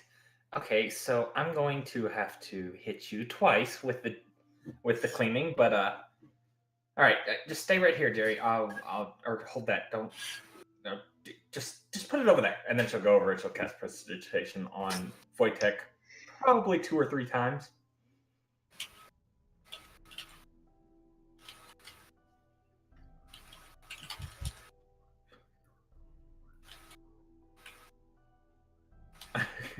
I should also point out that when she casts prestidigitation, she leaves you guys smelling like lavender. That's good. That keeps away the bugs. It's a natural thing too. Either that or mesquite. But if we're gonna hang around for Rachna to cast Prayer of Healing, during that time, can I cast Identify as a ritual? Aaron? Sure. Yeah. You lay the fence post out in front of you, and the divining magic of by spell. Feel free to contradict me here, but I imagine when Sybil identifies, she's flipping through her tome of shadows, and just the information just kind of bubbles up through the blank pages, and she reads out of it that way. Yeah, it's probably cross-referencing between that and what her journal, her seemingly endless journal, but that just from notes, okay, well, see, so this ruin right here looks like it came from the western dwarven, and she'll just do, essentially, it's literally that, where it's just backtracking, and eventually finding something, since it technically isn't a magical item specifically. Yeah, so the Identify spell reveals that this post has no magic in of itself. It was part once of a much larger whole, which you imagine was some powerful old dwarvish warding spell meant to keep a certain kind of creature out of a perimeter of similar poles or posts. But the magic is only effective when all of the posts are present. And are the ruins strictly archaic, or are they readable? Because I can also read them. Yeah, so I think it is a very old form of Dwarvish, but again, you can read all languages, right? You've got that thing about the warlocks. Eyes of the Rune Keeper. You can read all writing.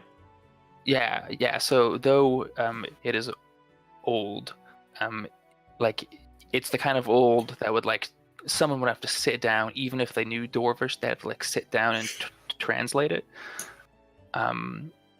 But it's they don't read as words; they are arcane glyphs. Okay. Basically, what I was trying to figure out is exactly if they were made to keep out a specific creature, or if it was just a broad electric fence. Yeah, you get the sense that it was intended to be a specific creature, though what that creature is, you can't tell without more of the posts. I'm guessing it was probably giants. Just, a wild guess. It could have been. It could have been a myriad of other creatures. That's cool. That's cool. I guess I've spent long enough staring at a fence post. We should probably move on. Probably.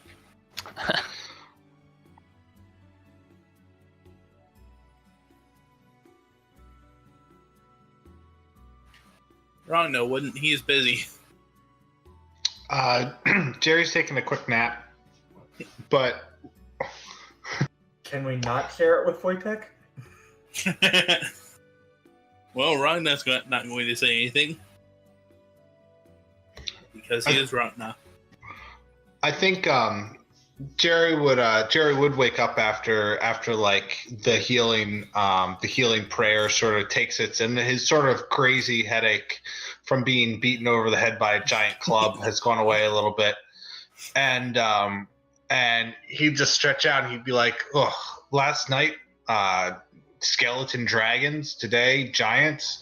Day before that, gnolls. This mountain really isn't safe right now. This has been a little crazy."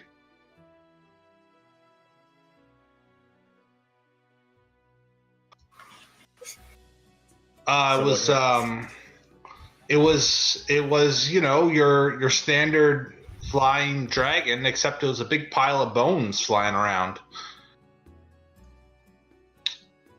Right? Rachna's the one that actually saw it. Why don't you tell him, Rachna? Rachna will nod.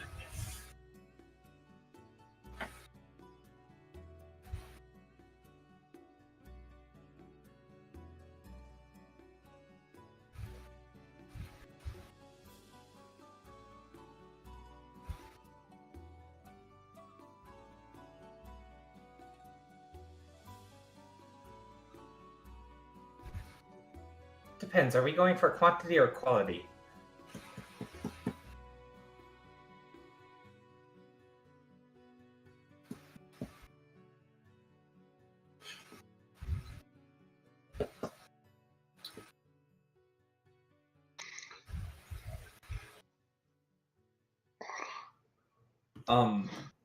Personally, I don't think it's much of an issue.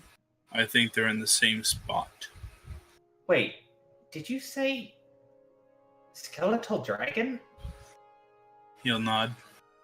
Would I know anything about skeleton dragons? Give me Arcana check. I'll give you an Arcana check. Oh yes, I think you are knowing a good deal about skeletal dragon. And info dump. Yeah, so just like you know all the stuff that Spark knows. Dracolich. Yeah. Okay. Well, the fact that there was a ancient dragon that was slain here and a skeletal dragon, one could assume that this is a Dracolich, which is a problem because Dracoliches tend to be well, worse. So we should probably go after the army because we'll die. I just see this as Wojtek just sees this as an opportunity. I see it as a grave, and I don't want to go to it. Whose grave? Who's to know? Well, what makes a Draco Lich? I mean, what is it? Just like a weaker version of a dragon, like a skeleton? It can be like a weaker version of a person. Okay, so this I have to ask Aaron about because in the books, technically, a Dracolich is essentially an ascended dragon an ancient dragon who's ascended even further. Would that be the case here, or would too? So I think Sybil, having rolled the 20, Sybil knows that there are a couple ways to make a Dracolich. Either, as you say, an ancient dragon can like postpone death and learn some secret magic and make itself into a Dracolich, or a powerful necromancer can raise a dead dragon and bind it with powerful magics to create a Dracolich. Either way, they are worse than dragons, right? Yeah, so like either a dragon becomes more powerful and becomes Dracolich, or like the fortitude that the dragon would lose is like supplemented with dark necrotic energies. Yeah, okay, so one, they can... Well, how much do you guys know about dragons? I'd assume at least a little, right? Rachna will nod. Sure. I've always wanted to fight them. That's not what I asked, but okay. So... Well, I think that's all Wojtek knows about them. I mean, I guess. So usually dragons are very solitary. They're very power hungry. And when they get older, specifically chromatic dragons usually, they tend to search after greater power, and then they can ascend to Dracolich status if they're that strong. However, there's also another way which seems a little more, likely this time.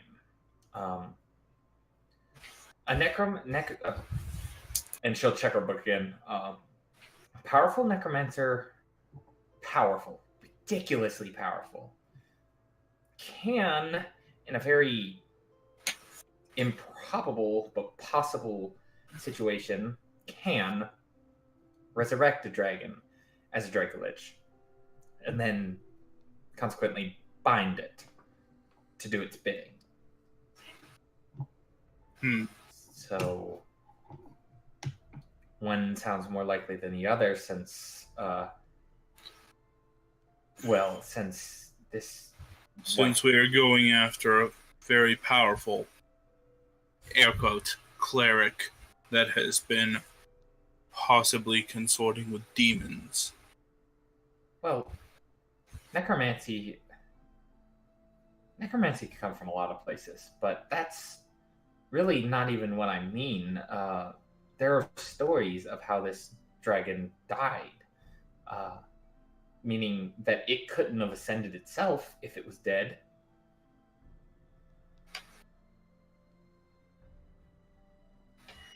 So, something, and I'll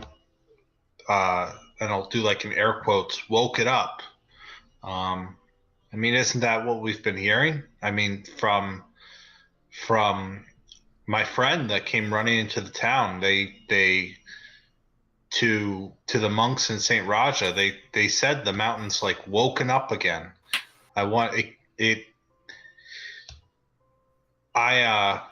Something stirring in this mountainside. I'm worried we're walking blindly into something way above what we can handle. We likely are, but what else are we going to do? I mean, we're not the only ones in this world who can do this kind of stuff. I mean, at a certain point, we have to know that this may be above our pay grade. And to be honest, I'm all for saving your town and everything. We can go deal with this guy, but if we're going to be fighting a Dracolich, I don't know if... Actually, no, I'm fairly positive we're not going to survive that. Well, if we go to the Abbey, we can try and wake up my teacher, Pacomius. Maybe he might know what to do. Maybe there's some way, if somebody did something to wake it up, maybe we can do something to put it back to sleep. Such as killing its summoner. Right. I'd assume that the energies that bind it to this earth or this plane would fall if we were to take out the caster. However, we'd have to find the caster, and that might be a problem in itself. It's Evan. Well, we can assume that, but we don't know it. Who does Evan surround himself by? He could have powerful necromancers at his aid. Yes, but if we kill him, we can at least make sure. Well, that was the whole plan anyways. We're going to kill him. That's it. If they line up, they line up. If not, we have to search. We have to find this. We can't let this Dracolich run wild, but we also can't face it head on. So the plan is we find this invading force and remove everyone until we are sure that this so-called Dracolich is no longer a problem? I mean, in layman's terms, yeah, but I mean, it's got to be a little bit more, complex than that. There's gonna be things that go wrong. No plan survives encounters with the enemy, so we can't really lay a solid plan until we know what's there anyways. It is okay. Well, no enemies. We have as much of a plan as we're going to get for now. We should at least start moving. There's other monks at the Abbey. I mean, if we get there, maybe we can enlist some help. Clear out Raja's men. Maybe they're held captive, or who knows what. Maybe we can free some folks down below.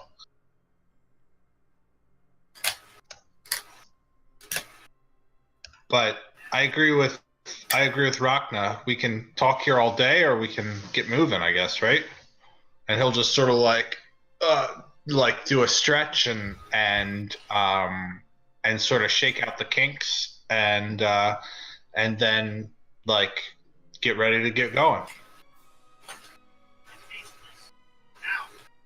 Yes, we still have a few days travel. Let us try to make that as short as possible. Alright. Wojtek, did you want to do anything with that history check you rolled? Oh, I was, it was more of a personal roll to see if I had dealt with summoned creatures in the past, and, I don't know, probably have. It's such an average roll that it's hard to tell. Yeah, it's probably. If not directly, then you certainly heard, like, campfire stories of such things. I feel like Wojtek just hit things until they weren't there anymore, so he doesn't... Maybe he's like, that may have been summoned, but I don't know. Okay, so you are setting off, continuing hike through the map. We've got Jerry in the guide role. We've got Wojtek hunting. Bingo. All right. Yes, exactly. Okay, so first things first, I'm gonna need everybody to make a travel check for me. So either a Constitution athletics check or a Wisdom athletics check. If I'm reading the entire time, can I do an intelligence check? No. This is +1. 26. Alright, beautiful. This is to simulate how rough the travel is on you that day. So it's either a flat d20 with a -2 or a flat d20 with a 0. The DC today is 16 since you are traveling in the mountains. Yeah, and there are strong winds. Yeah, very nice. Nice. Or nothing. After being There are super two bummed out. nat 20s. After being super bummed out by the Manticore fight the previous night, Wojtek really rallied by kneecapping this giant. He's just like on a high right now. So And Ratna did almost nothing for that entire fight. So he's just not doing well. Indeed. We need him for Jerry as well. Okay. That's my athletics with wisdom. Okay, beautiful. So Rachna and Jerry, the mountain to travel is difficult today. Perhaps you like stumble and fall like more times than you would like, and you lose half of your hit dice. Ooh. Wait, half of our total hit dice, or half their total hit dice, or half? It's half.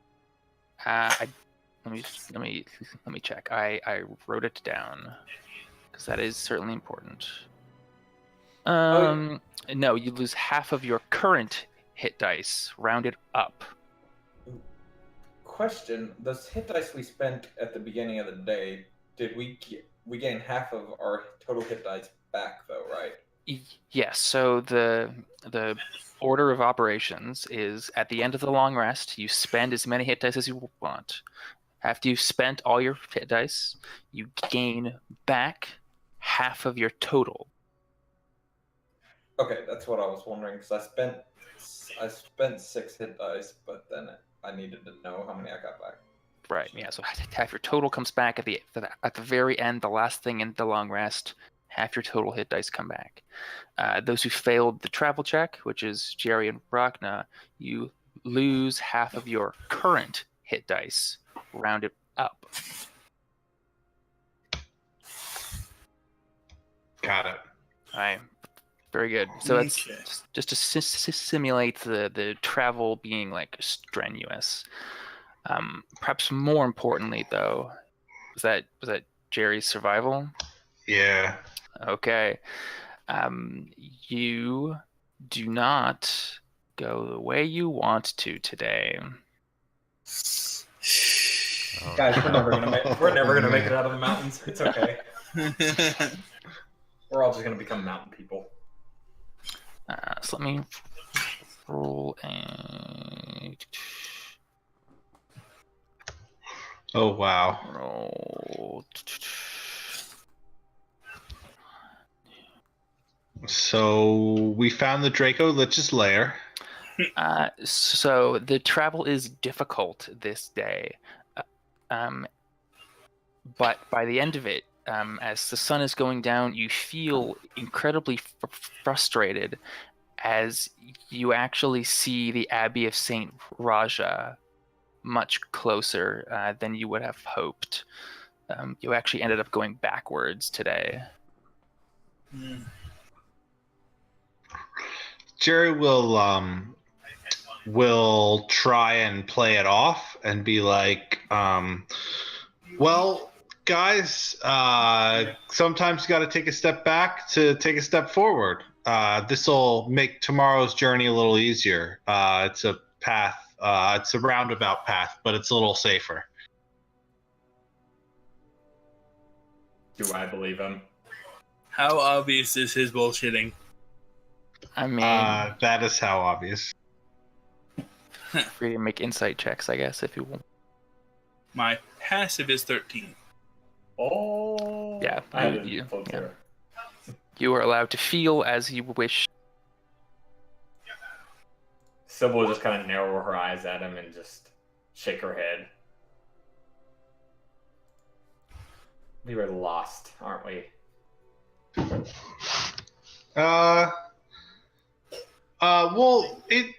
We'll take another beat at it in the morning, I guess. We're not exactly where we want to be though. And you'll see Jerry sort of like flustered a little bit for the first time in a little while. Besides, we are not lost. Wojtek knows this area. We have seen it just yesterday?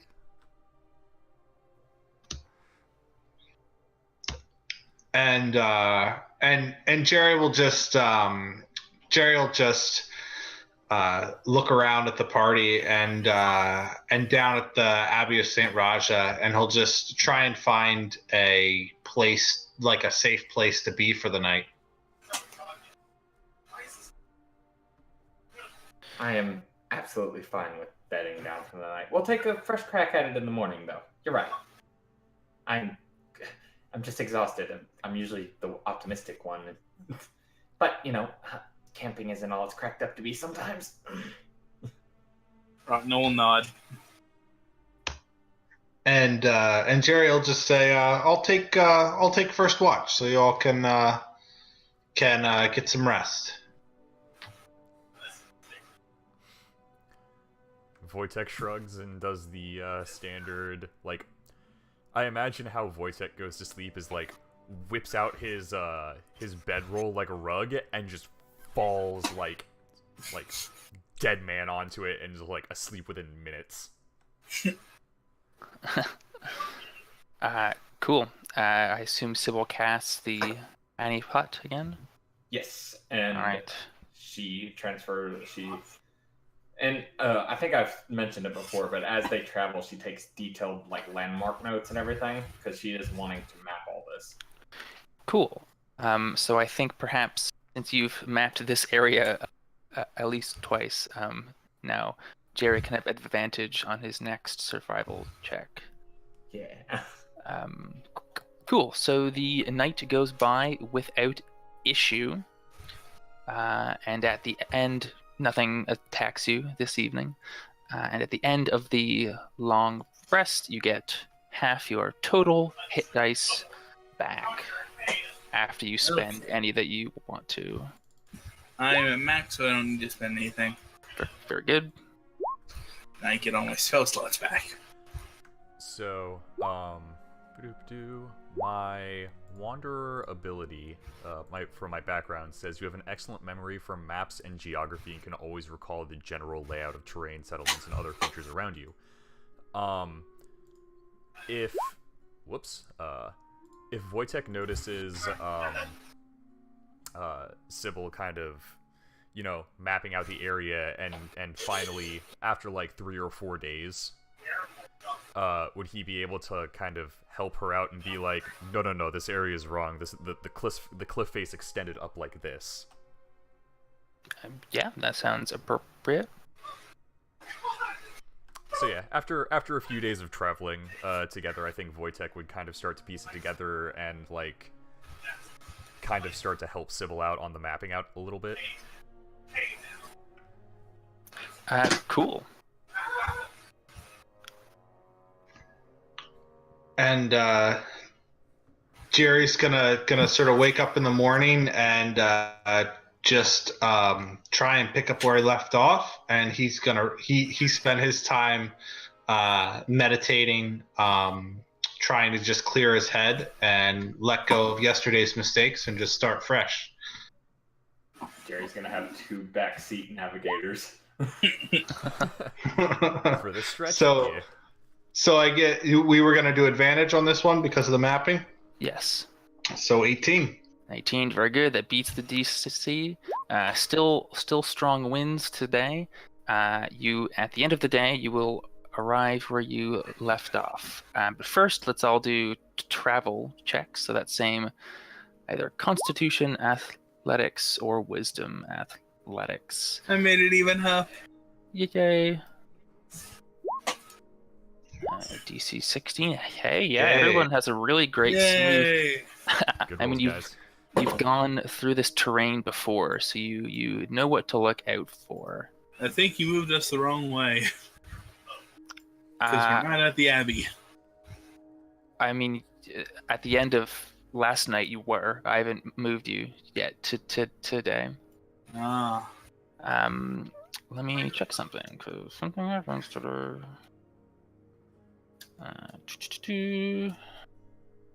What is that one? Ah, I see. Okay. You happens in the morning. Okay. So about a couple hours after you set out,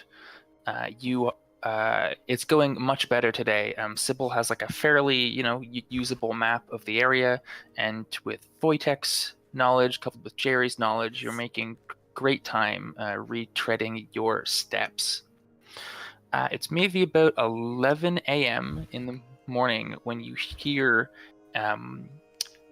2 pealing screeches overhead, and you see barreling towards you, wings wide outstretched, what look to be 2 wyverns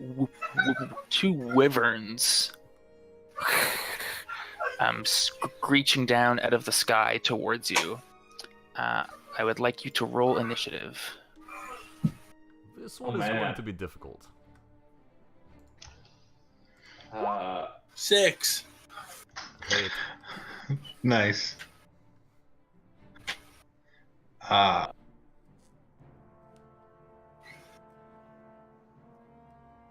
Wait, why can't I click my token? Yay! High initiative. Aaron, Here. Yeah. Yeah, because there's no tokens on this map for it to click on, I think. Well, I mean, there's... No, wait, we can. Sorry. I have not Yeah. set your permissions. Let me do that, I think. There it goes. It just fixed itself. I don't know. It was weird. Okay. I can do it now suddenly. Cool. So that is... Rocking at 6. Jerry's at 19. Sybil at... Okay, that's weird. What I can grab is to the left of the... What's going on? What is going on? My cursor is not lined up to where it's grabbing on the roll 20. Huh.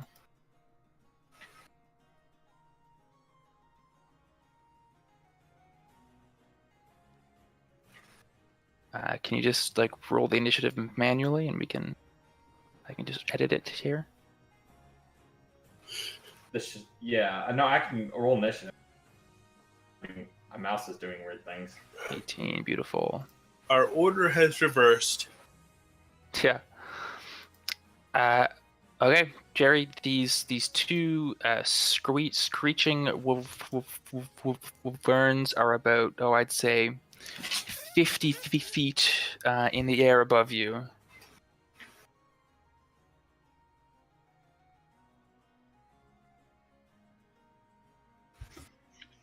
So they're 50 feet up in the air? Yes, coming down at you. And so Jerry will look at Sybil and just say, "Watch this," and he is going to get ready to take the dodge action.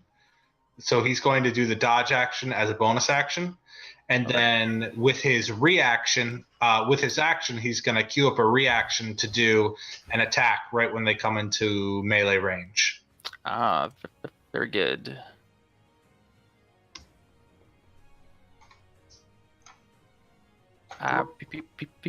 Beautiful. Sybil. Hey, Aaron, how close are they? They are 50 feet away from you currently, both of them. Okay, how close together are they? They're right side by side, like I think 10 feet between them. Oh, well, you know what? I feel like just lobbing a fireball right in between them. That seems reasonable to me. Yep. Yep.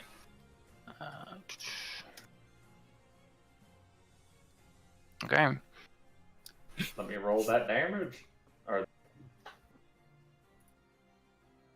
Yeah, gonna make some deck saves on their behalfs. One of them succeeds on the deck save.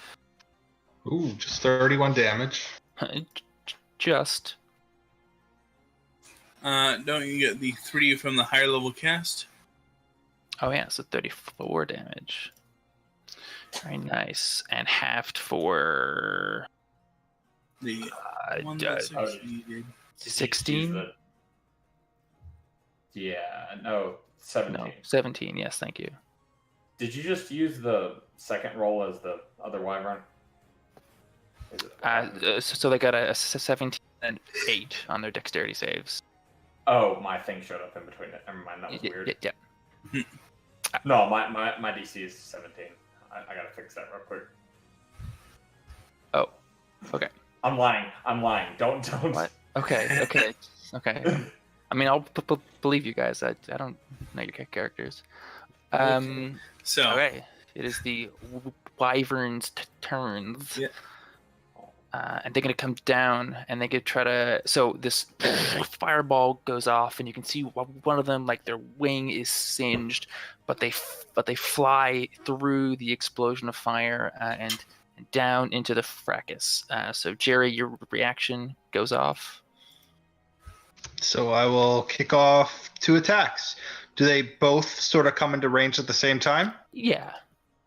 All right, then I'm going to attack both of the one each. So I'm going to try and like get one each as they go do their flyby.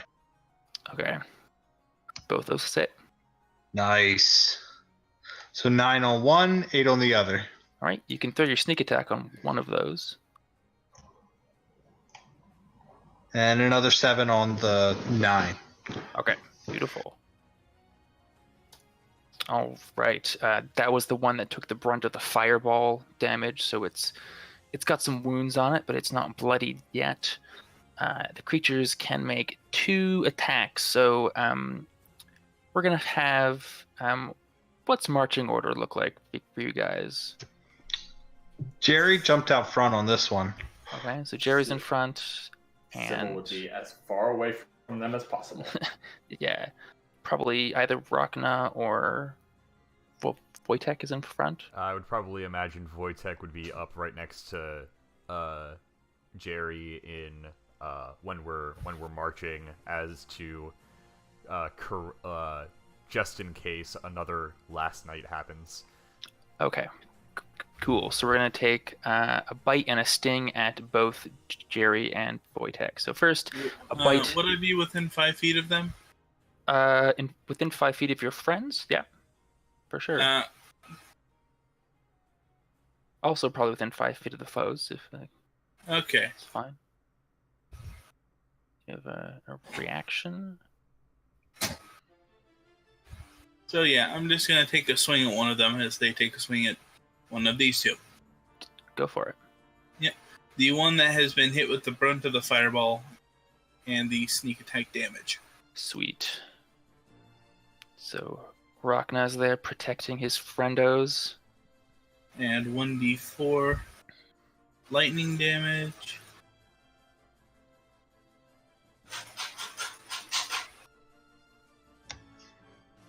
Do you throw your hammer? Or it's Nope. Oh, it's melee. No, it's just melee. So I have Yeah.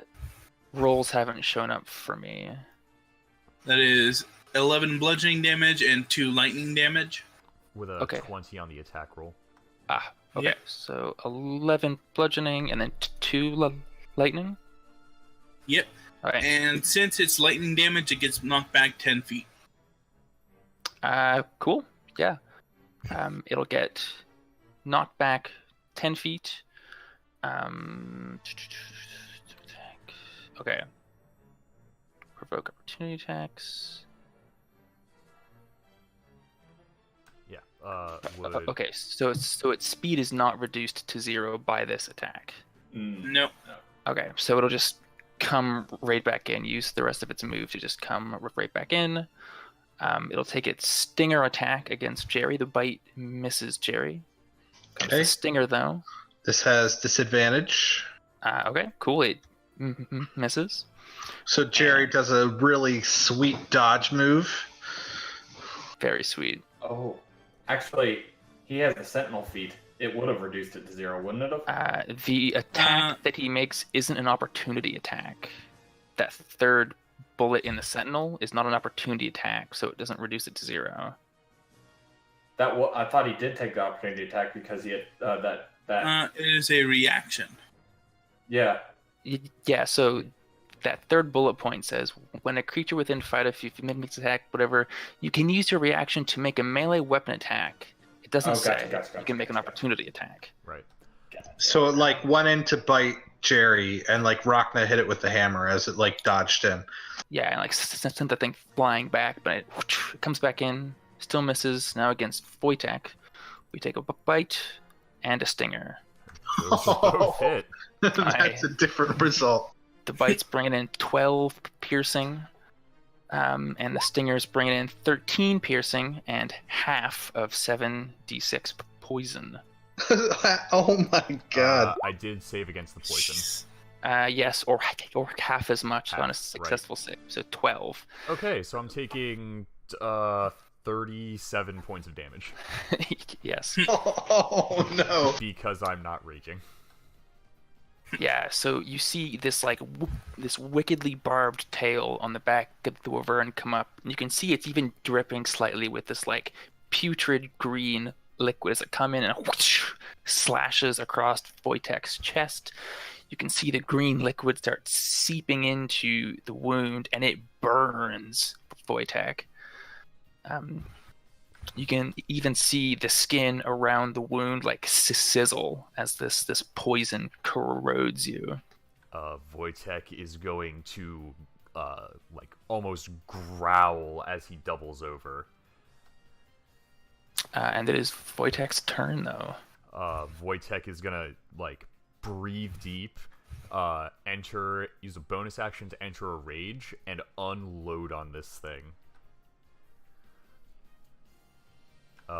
Using reckless attack. Let's do it. Nice. Woo! Oh man. Wojtek Okay. is pissed Nice. at this thing. Seems appropriate. So I deal a lot of damage. Yeah, let's just take a quick I can't even add that up. +4 +9 +10 +9. That's 40 points of damage. Yeah, let's just do 40 points of damage. Wojtek just and just lays into the body of this weaver and just striking it clean in the once clean in the heart, one clean in the throat, and the other one just kind of a general body blow. Yeah, the wyvern who struck you is super bloodied by this like barrage. It was not expecting such raw animal power. No, Ragnar, resistances do not stack. Ah, darn. Yeah. Wojtek is breathing heavy, but he's just gonna wipe his hand across the like acid slash to kind of wipe some of the poison away, and like do that hand flick on the ground where it like splatters a little bit, and then he'll just stare down this wyvern. Yeah, it sizzles even on the ground. Ragnar. Have they left, or are they still there? They are still there. Okay. Okay, first thing I'm going to cast Cure Wounds on Wojtek. So, 7 healing. And I'm just going to take a swing at the one that's already been damaged. Sorry, can you cast both Cure Wounds and take a swing? Oh, no, I can't. Yeah. Sorry, can I change Cure Wounds to Healing Word? Sure. Yeah, that's fine. Okay. Okay. So we can have that nice. Only 4 healing, but yeah. Happens.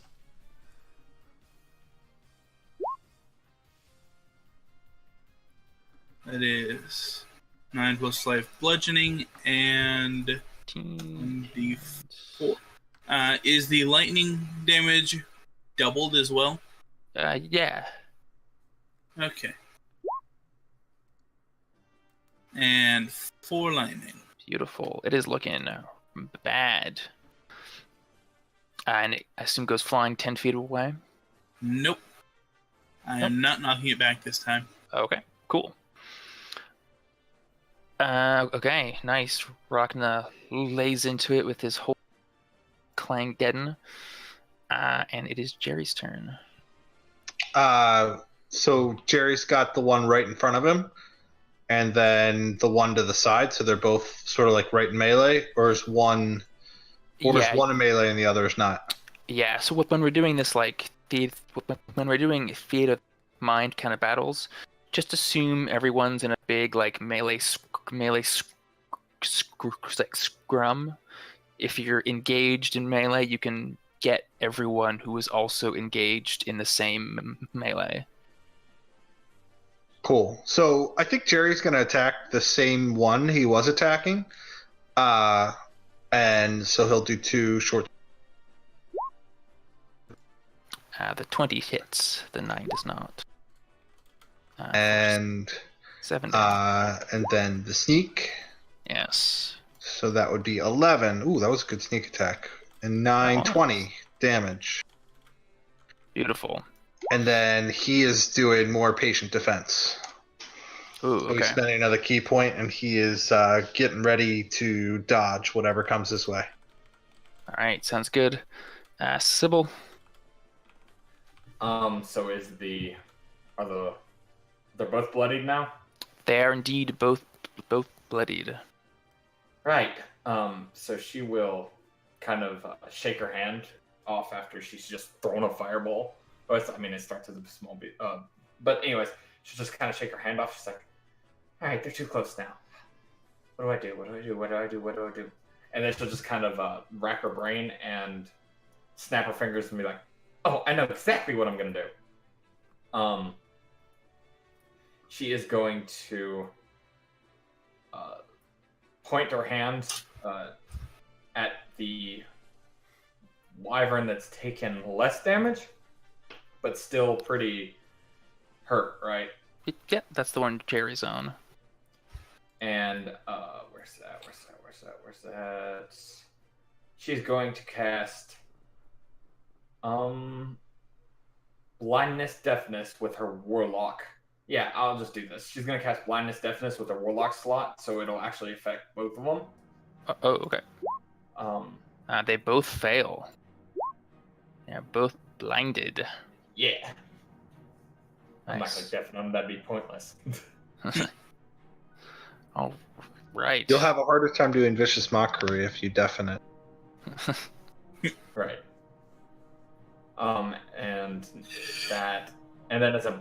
And then as a bonus action, she's going to yell out. She's like, "You see what I did there?" She'll give it to Jerry this time. Bardic Inspiration. Nice. Very good. Okay, our blinded and bloodied wyverns are going to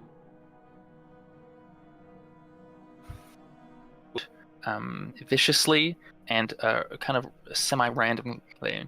So each wyvern has 4 available targets: Rachna, Wojtek, Jerry, and the other wyvern.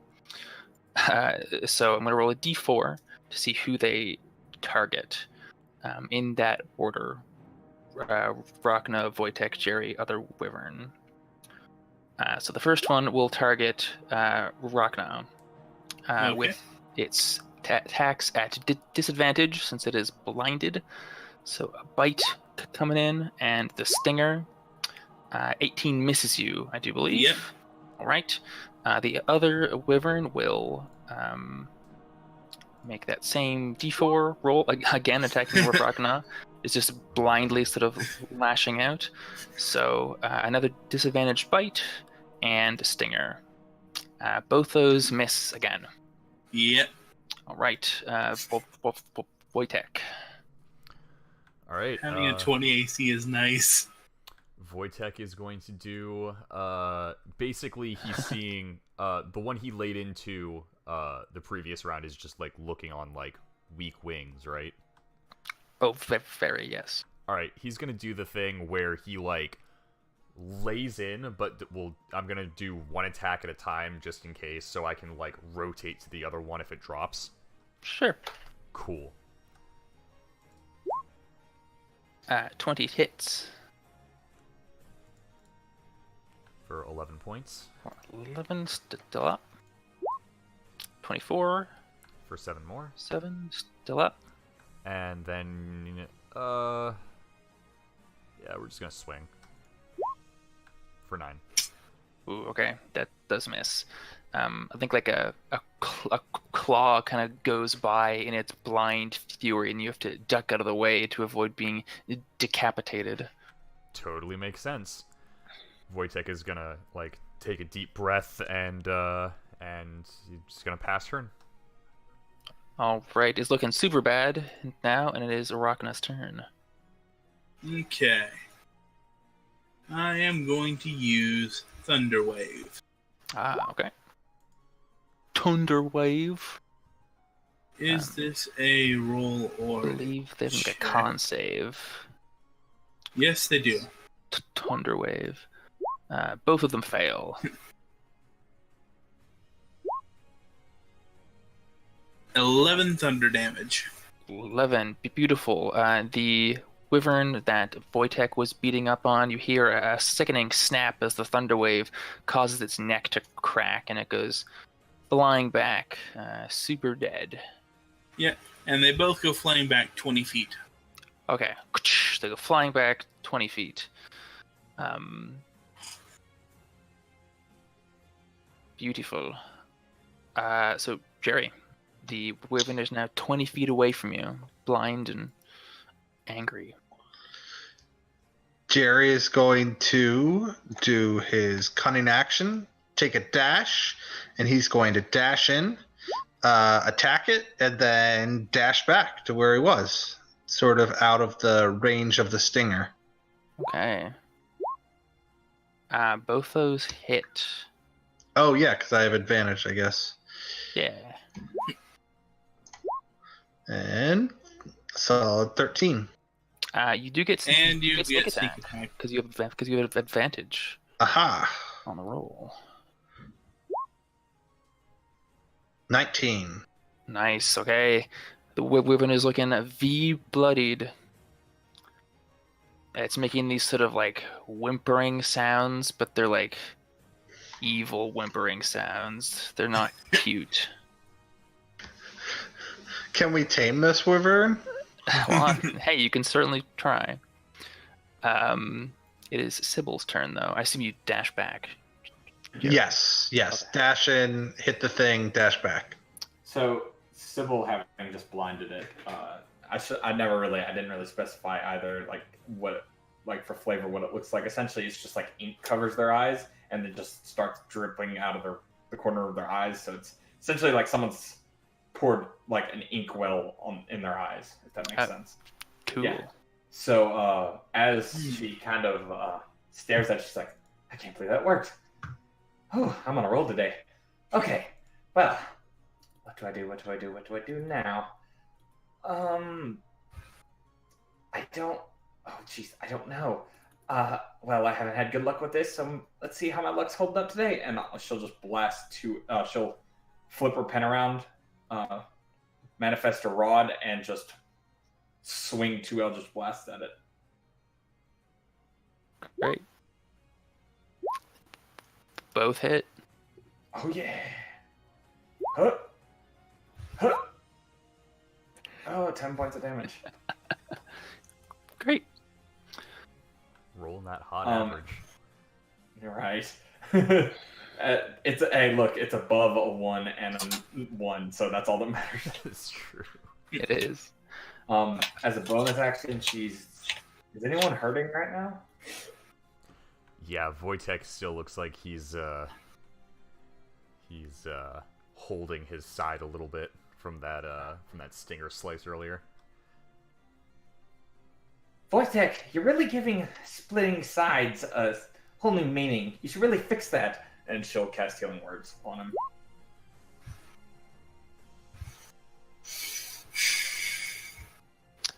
So that save, the Wyvern should have saved against the blindness at the end of its last turn, so it's going to start this turn not being blinded. Oh, it's fine. I didn't roll with advantage anyways on my attacks. I just realized that. Yeah, but it's fine. Everything is, we won't. Cool, so 6 hits to Wojtek. And this Wyvern is looking very shaky. You can see in its eyes, it knows it is going to die, but it's vengeful. It wants to take one of you fuckers with it. So it is going to lunge, I think, for Jerry. It is going to rush in and do the bite stinger combo. I'm gonna whack it in the face. Aye. Ooh, that hits. 10 bludgeoning. And 1 lightning. Aye, very good. So, Jerry, this horrible Wyvern, the thing that did like 40 damage almost to Wojtek a couple turns ago, it's like slavering jaws. You can see its stinger like coming for your throat.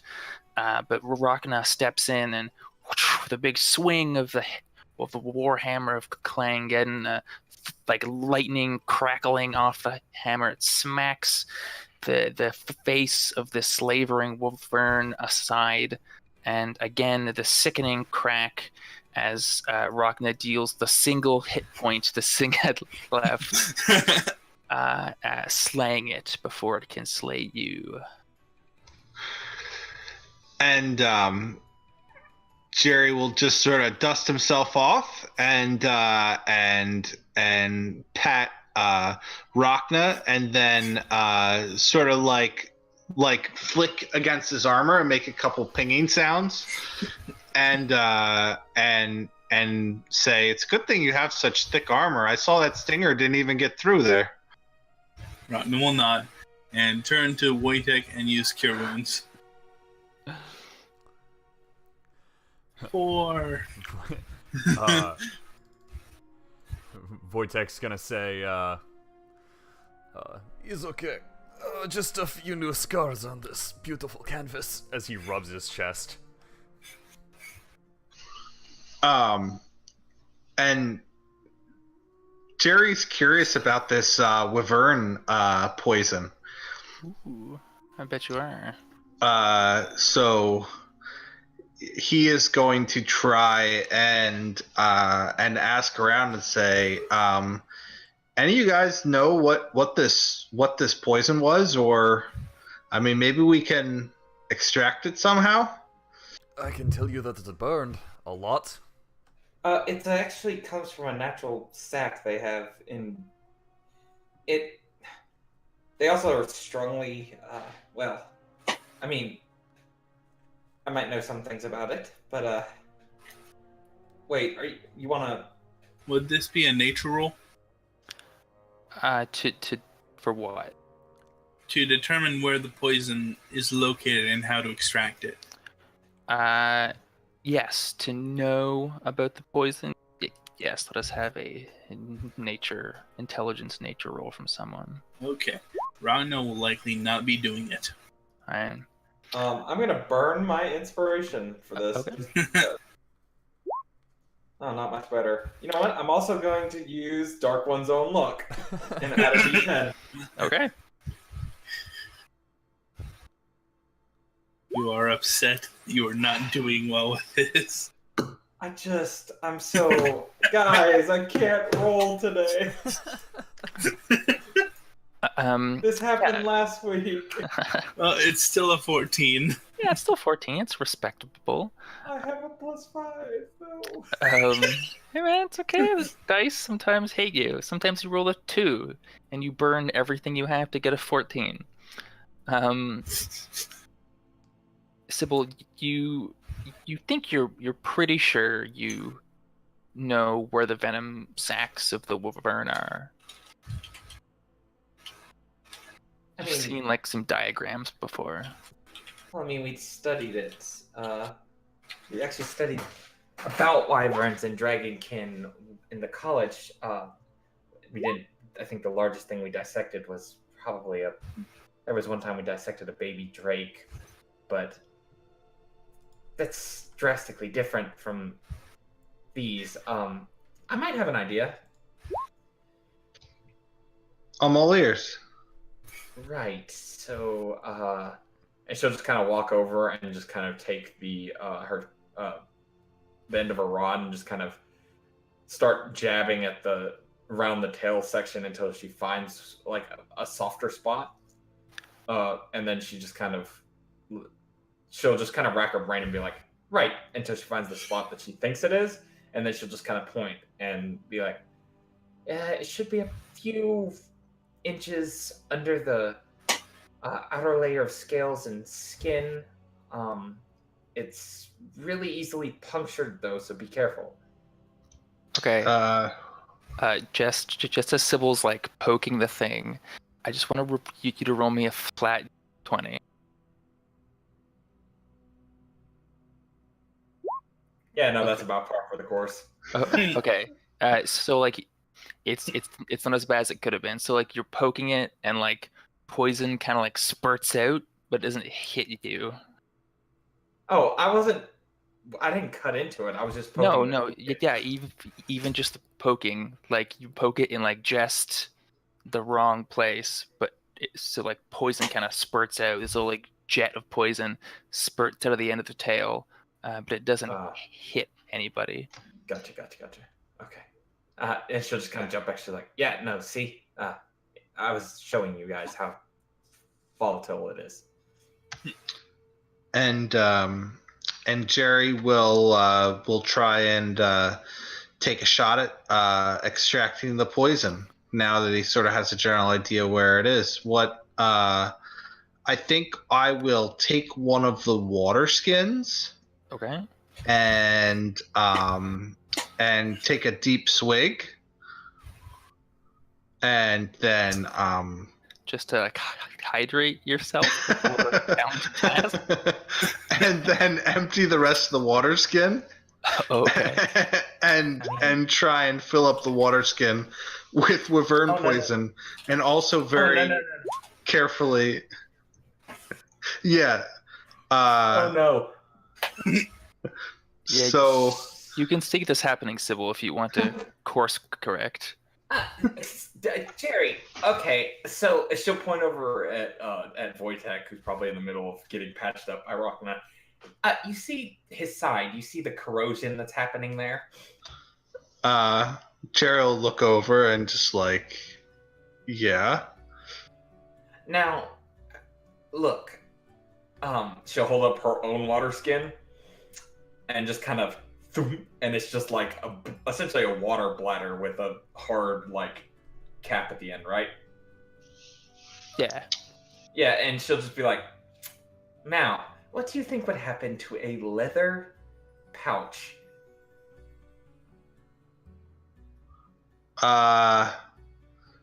And Jerry will just sort of like say, "Oh, so maybe what And can she'll- we?"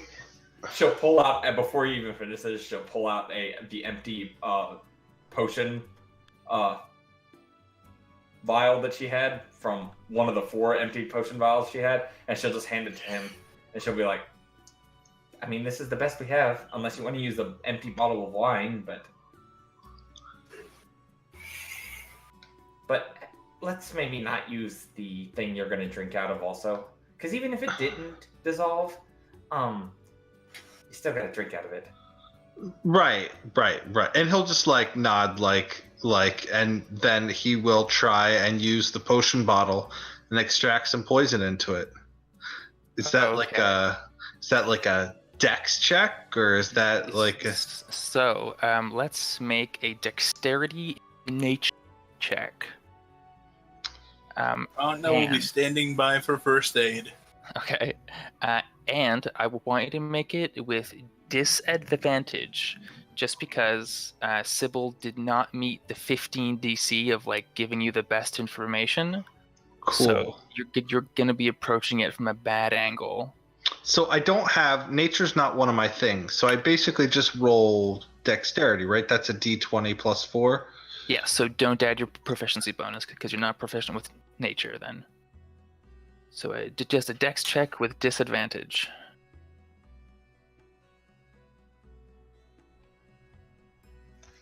Alrighty. 13. Let me... Yeah, I think 13 is enough. Yes. So let us see how many like doses of like dope wyvern poison you to get. Ooh, sweet. Let's see. Probably not like a ton. We'll Keep say, in mind this is from 2 corpses. I mean, if you want to harvest both corpses, I'm gonna need you to make another dexterity check, just because like double the chance of badness happening. Would he have disadvantage on the second since he is experienced with it? Probably not. Seems reasonable. While he's doing that, Sybil will kind of walk over to their mouths and just kind of like squat down and look at their teeth, and then she'll like look over at Wojtek, who is Wojtek done at this point, getting patched up or whatever. Yeah, probably. She'll kind of be like, "Hey, big guy, can you come here for a second? Yes, how can I help? You see the big inside the big canine right here?" And she'll just kind of tap on the top, one of the top canines. Oh, yes. Very nice sample. Would Yeah, you like me to think you remove can- it? Yes, please. Interesting.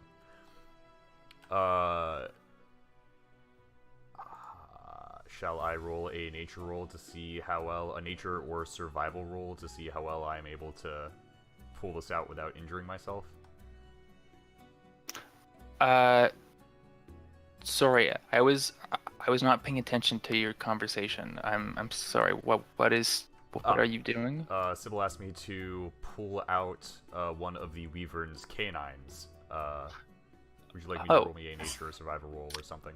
I think that is fine. That there's no real chance of you like of anything bad happening. I can just pop one out.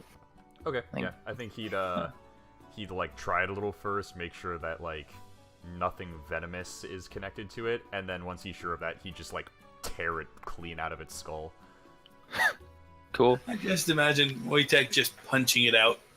It was the only reason she asked Wojtek was because I didn't want to have to roll a strength check for 1, and for 2, it's like she knows she's not going to be able to get that out of there. And she'd take that, and then she'd be like, "Oh, do you mind doing that to the other one, and then that one over there too?" Sure, trophies are alright. Yeah. I mean, you guys. Trophies all around. Yeah, but I want to make these into a necklace. Wojtek kind of holds up a necklace of teeth he has around his own neck and says, I like the way you think. Huh. Yeah. But it's just like a variety of teeth, like a canine from this, a molar from this, like a front tooth from this. How many of those teeth do I look at and have that moment? It's like, is that a human tooth? There's probably a couple human teeth on there. Oh no. Okay. And he's going to go around, and now that he's sure that there's not, he's just gonna like put his foot on the skull and just like tear it out. Awesome. I have 4 wyvern. I imagine there's a moment where like Jerry is like delicately trying to like take the poison out, and then the beast like just like shimmies his like teeth. But Jerry, you managed to get 3 doses of wyvern poison. Ooh. So 3 doses is like enough to coat like 3 blades, or let's say like 9 pieces of ammunition. I'm looking at using it on the darts. Dip the tip of the dart in and throw it at somebody. So it's going to be an action to... So I'll just like give you all this like mechanical info. So it's going to be an action to like dip a dart into the poison. So it has to be done carefully, is to like not get a bunch on yourself. Got it. The poison will deal 7d6 poison damage. Wow. With a DC 15 Constitution save for half. Ooh. Yeah, wyvern poison is no joke. I may or may not have taken that to the chest without rage up. You wow. You should absolutely do that on a dart, not a dart, one of your blades, and just sneak attack it. Yeah, wow, okay. So 76, and then it's a 15 save?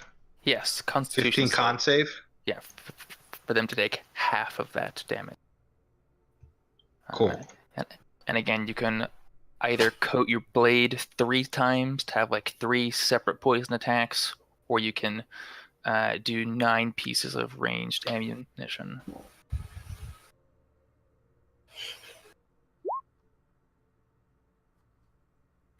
Yeah, seriously though, like wyvern poison is great. Cool. That is that. So that happens in the morning. Would we say that while we were doing this, would it count as a short rest? Yeah, you could definitely take a short rest. Whew, thank goodness. Fantastic. Okay. Because I had burned both my warlock spells.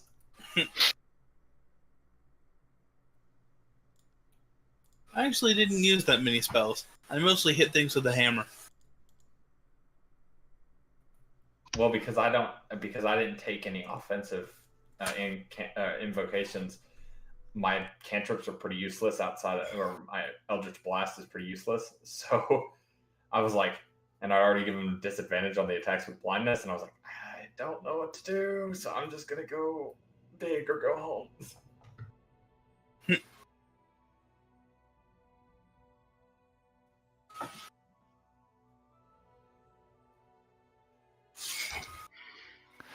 Okay. Cool. That was the morning of this day of. We have had great mornings recently. I know, right? Yeah. You continue trucking onwards throughout the day, and I think like a little after noon. Who's keeping watch here? Sybil and Rachna are using their passive perception to keep watch. It's a 10. 10 for you? Yeah. Okay, and 13. Very good. So both of you, as you are walking up like another mountain pass. Following Jerry's more confident directions today, both of you sort of look up, and you see up on a cliff above you what is like a very like Wile E. Coyote boulder trap placed there, like seemingly very obviously. It's about maybe 60 feet in front of you. And Sybil will whistle to everyone else and just be like, so I'm not exactly what you'd call the most, well versed in this field, but she'll point up and she'll be like, does that look like a trap to you? Yes.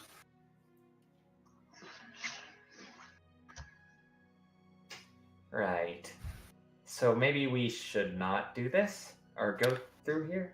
Yeah, and then you hear like a low laugh that like sounds like it's trying to like stifle itself, but it just isn't. Like it's quite audible.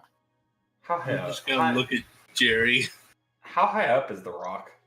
So the rock is like 60 feet in front of you and like 40 feet up off the ground. Is everyone clear of it? Like, if it were to fall now, would it block anything, or would it just be expend? The paths you're kind of going up is like kind of like funnel shape. So if it were pushed now, it would like kind of like be rolling down towards you. Oh, okay. So maybe should not do that. And it's perched like if it gets hit, it's gonna fall forward. Not it could roll backwards, right? I mean, it looks like it could go backwards. Like it kind of looks like it's just kind of perched there, like ready to be pushed either way, kind of. Okay. So what I'm gonna do then is I'm gonna look up and be like, yeah, no, this is irritating. And she's just gonna point her finger up, and I'm just gonna shoot the rock with what has punch. I mean, I could Eldritch Blast it, but that hasn't ran well with me. How big is the rock? It's like a big boulder. It's probably like as tall as Wojtek plus like a couple feet. You know what? We've just rested, so I'm just gonna fireball it. Okay, cool. So just what's higher for you, like a dexterity check or an arcana check? It'd be an arcana. Okay, just make me an arcana check, like DC, I don't know, like 10. Okay, beautiful. So you don't miss. Yeah, the fireball goes, the bead flies out of your hand, detonates on the boulder. The boulder goes like flying backwards, and you hear a great cry, like in like surprise, and then quite soon after, you hear like the sound of a boulder striking like flesh, and then you hear another like cry of pain. Should I roll damage just because? Yeah, sure. Yeah, Because because I don't know how close that thing is, but that fireball's got a 60-foot diameter to it, so. Yeah. Let's see some fireball damage. Oh, great! Jeez. All right, 30. Huh. Respectable. A higher level cast. Yep, that's. But yeah. So. Oh right, warlock. You I forgot guys for a just, minute. you guys just watch as she kind of just like massages like a small like monochromatic bead in her hand, and then she just almost like Yu Yu Hakusho's it, points her finger up, and just and this ball of fire just explodes on the rock, and the rock goes flying, and she's just deadpan looking at it with the most fed up look on her face you've ever seen. And also roll me 3d10 of rock hitting thing damage. All right. Oh, dang it. not a lot. Don't worry. Next session, you'll roll like 1,000 20s. I promise. Yeah, so this explosion happens, the rock goes flying, you hear the cries of pain, and like probably like 2 rounds later, like 12 seconds later, you would see like poking its head up over the cliff, like shaking its fist at you, a one-eyed hill giant. The one that didn't die. Yeah, the one that got thrown off the cliff. It Ah, survived. the one that got away. Wow. Yes. As soon as his head pops up, Sybil's just irritated. It's just like, and just I want to shoot it with Eldritch Blast. Okay, sure. I'm so irritated with everything right now. There you go. Some good rolls. So, God, you and D10s tonight. yeah. Wow. So it gets 6 damage. Nice. So the giant certainly takes it. And you can see that it just like it like shakes its mighty fist at you, and it will throw a single boulder at you before like running back like to hide over on the top of the cliff. So I'm just gonna need everyone to make a close is it? dexterity save. How close is it? The giant is like 60 feet away from you. Okay. Can I cast a spell before it goes? Sure. Oh my god, I actually made, or I hope I made this. I made it decent. I'm gonna banish it. Okay. You can see within range. I'm playing. This is okay. Charisma save. It fails, I think. Or does it succeed? What's your No, that's DC? even up. Man, these giants are like really skimming the lines of your DCs today. Okay, so Ragnar, so Wojtek saves, Sybil saves, Jerry need a dexterity save from you.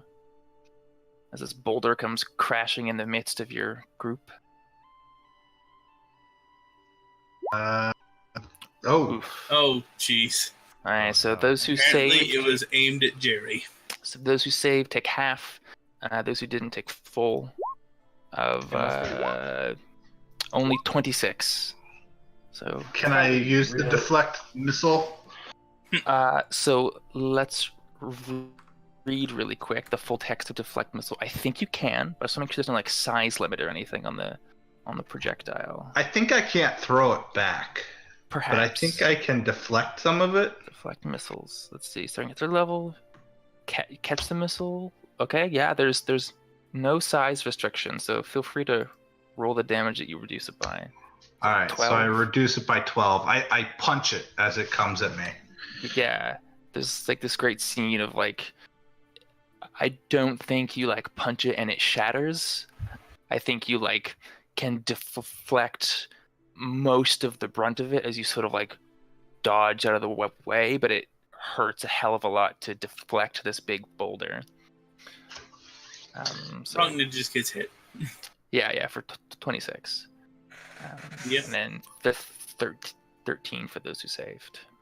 And then Sybil yeah. is fed up with this. I'm fed up with bad rolls. It's all so bad. I'm so just fed up in general. Yeah, the giant runs away to plot your demise, to lay another fiendish trap for you another day.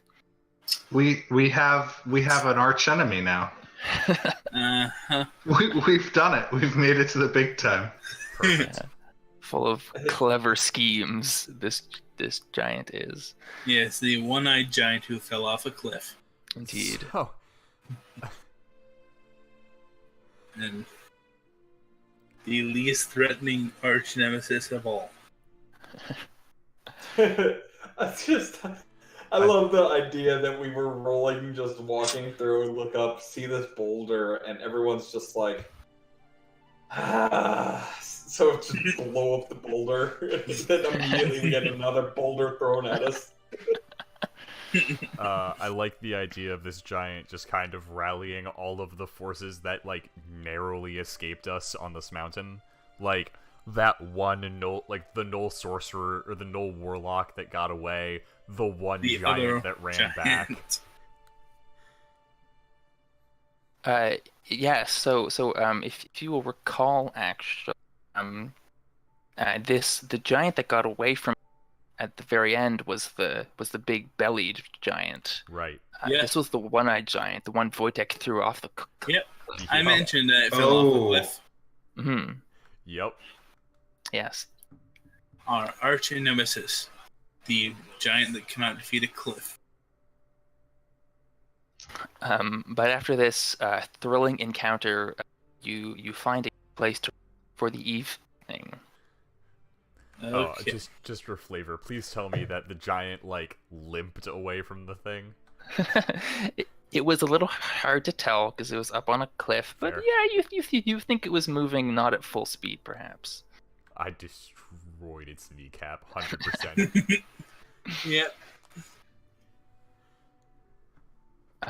Okay, so standard night procedures then. Yep. At some point, if everyone else is asleep, Sybil's going to pull out a brass brazier, and she's going to do the ritual for Find Familiar. Ooh, okay, sounds good to me. Because I think I picked up the materials in the Abbey of St. Raja, right? I remember that you said you did. I thought I did. So yeah, so once everyone's asleep, like Sybil's just gonna kind of make sure everyone is. She's gonna pull out the tome that she was gifted, and flip to the appropriate page, or seemingly flip to the appropriate page, and she's going to mutter a few words, just chant for about 10 minutes, throw the necessary things in the brazier, and there's going to be a puff of fire and then the smell of sulfur and brimstone, and Bartholomew's going to be back.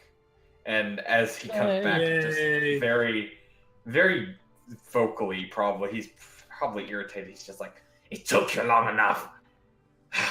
You hush. Everyone else is asleep.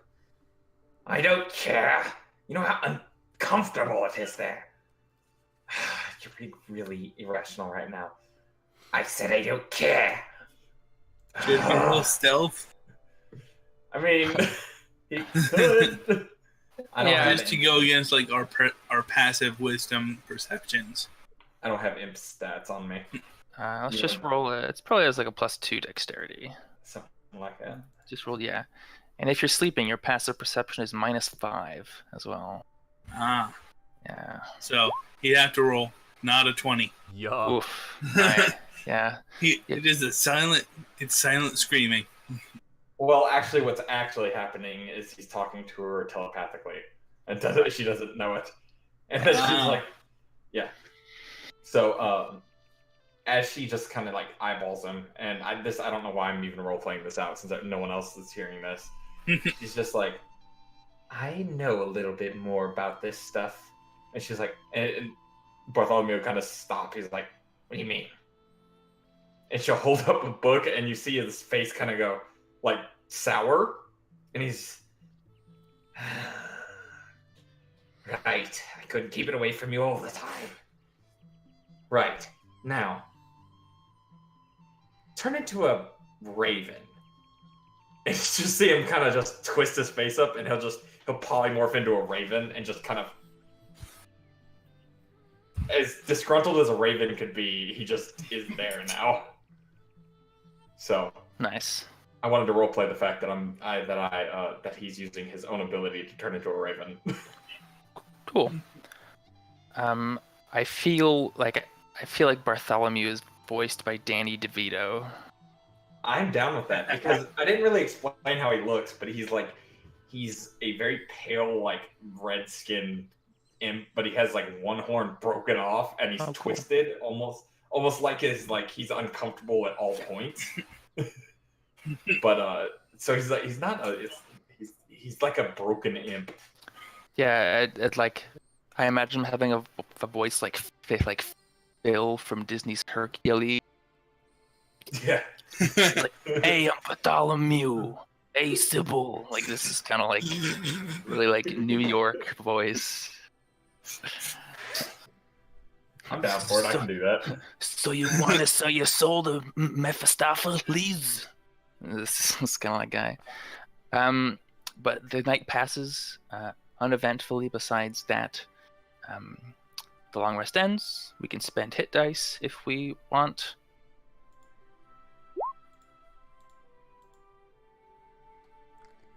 Oh, decent rolls. Thank God.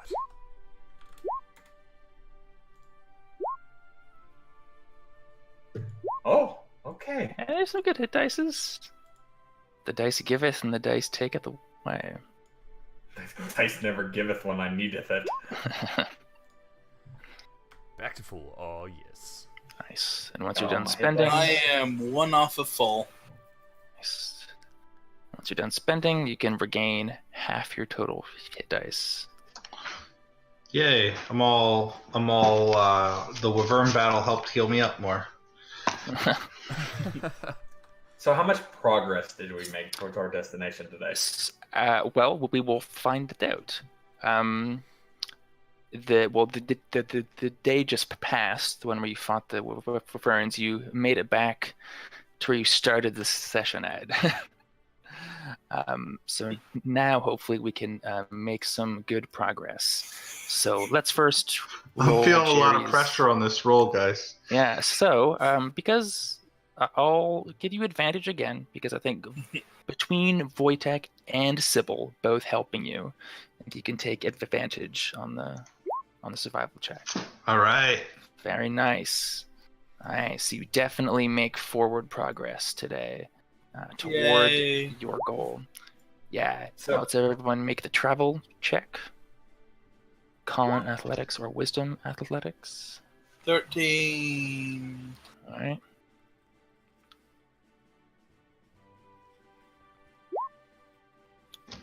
Mm-hmm. 13. 13. And Sybil. Welcome to the failure squad. It's a plus Yeah. one. So, Wojtek is fine, but Rachna, Jerry, and Sybil lose half your current hit dice. So I should also point out, as everyone wakes up, Sybil has a you know how ravens have that purple and green kind of translucence to their feathers. Mm-hmm. Imagine that, except it's red and almost like a very slightly lighter shade of black. So that they wake up and they just see this rather large raven just sitting on top of her hat.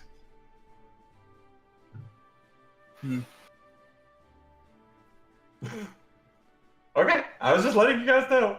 I was gonna call attention to it. Well, Rachna's not going to. Okay, cool. I actually think it's funnier that way. Everyone's just like, yeah, no, this chick's weird. We're just not gonna ask any questions at this point. Yeah, you just found a bird friend during the night. The last time Jerry tried coaching, it didn't go that well. Immediately got peed on, literally. So you find this day of travel uneventful, surprising. Nothing attacks. Yay. Yeah, very nice. Yes, thank God. So you get to the end of the day of travel, and you've made noticeable progress. Yay. We do the sleeping thing. Yes. Mhm. Everybody regains. You can spend hit dice if you want to. No one took much damage. Yeah. Back to full anyway, I think. And Yeah. then sleep ends. Regain half your total hit dice, and we do it again. So let's have another survival check. Jerry at advantage. All right. Okay. Mm. So the mountain gets trickier today, and you will. Although that there is still a chance you could make some forward progress by accident. Ooh. Hey. Jerry's having a rough go of it. Yeah. Indeed. So that was choice survival. So Rachna and Wojtek are okay with the traveling to today. Jerry loses half his hit dice on the travel. I And kind of like this. So does Sybil. I kind of like this headcanon that, like, everyone else is having, like, the occasional good day, but, like, they're too used to the city and, like, planes travel and that kind of stuff. And Wojtek, who has hiked his way across 2 continents, is just up in these mountains, or 2 countries, is up in these mountains, like, yeah, this is no problem, let's go. Yeah. Yeah. Are you kidding me? That's pretty shitty. Oh, wow. You You don't know what that cursed is? today. What is that? That is Bartholomew's hit points. Oh, wow. Just kill him and try again. Just, hey, stop being a raven for a second, push him off a cliff. I was like, I'm gonna roll for his hit points. I mean, I guess it fits because I described him as a broken imp, but still. 6 hit points? Okay. A well-placed flick will kill him. That's almost Wojtek's minimum damage. So, how are you guys doing on food? Jerry's almost out of food. Oh, due to my Wanderer trait, correct me if I'm wrong, Aaron, but you guys should not have been ticking off rations, because the second half of it is I can find fresh food and water for myself and up to 5 other people, provided that the land offers berries, small game, water, and so forth. Yeah, which I think Mount Agno is plentiful enough in.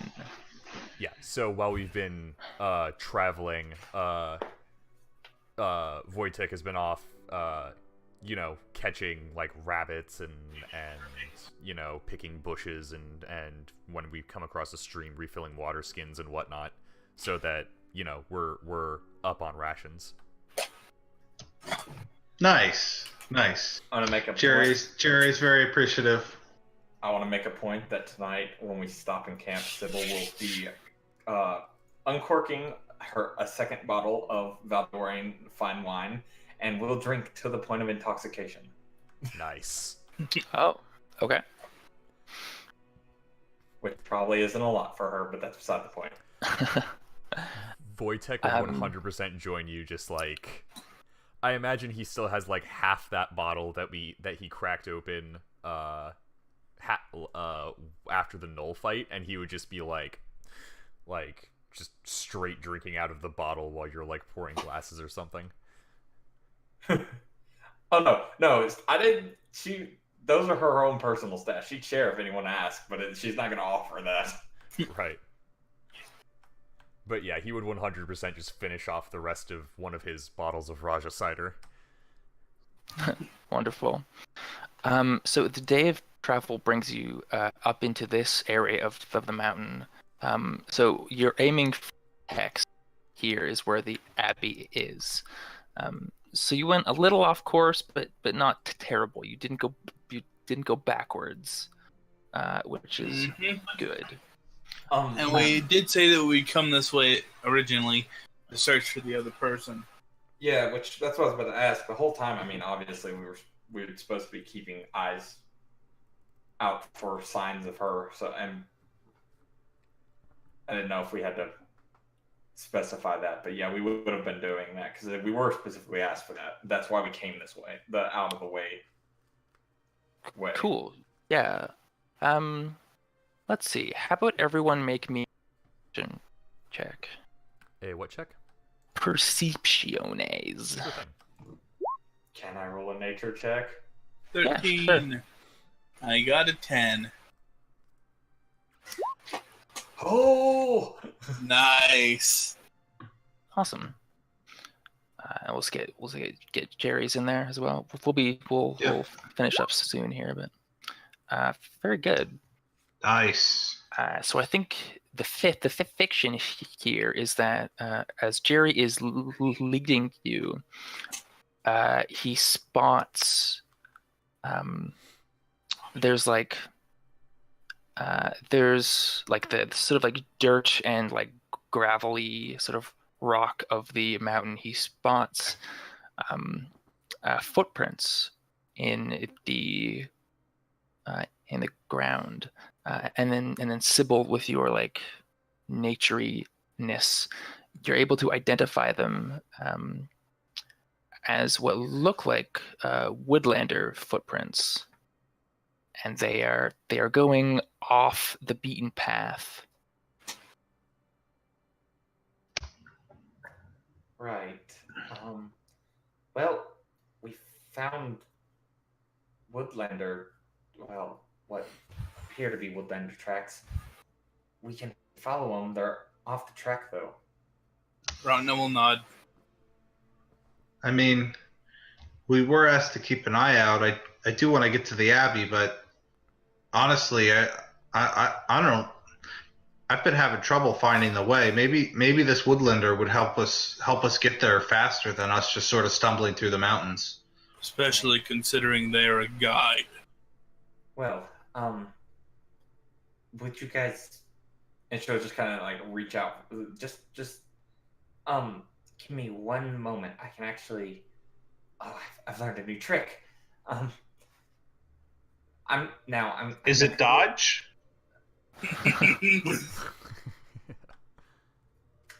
Stink eye.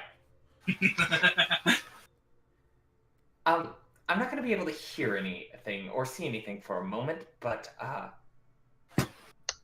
well, I'll just show you. And she'll go. She'll look through.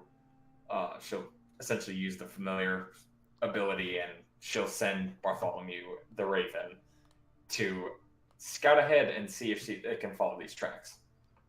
Cool. Yes. Raven flies out over the mountain, following tracks as best it can, and it follows them for like a goodly while. Is like 100 feet is the range of No. Okay, so the weird thing about Find Familiar is it's weird and very I can telepathically communicate and command it for up to a certain point, but it doesn't have a specific range for the view. I'll drop it in chat and you can make your own judgment.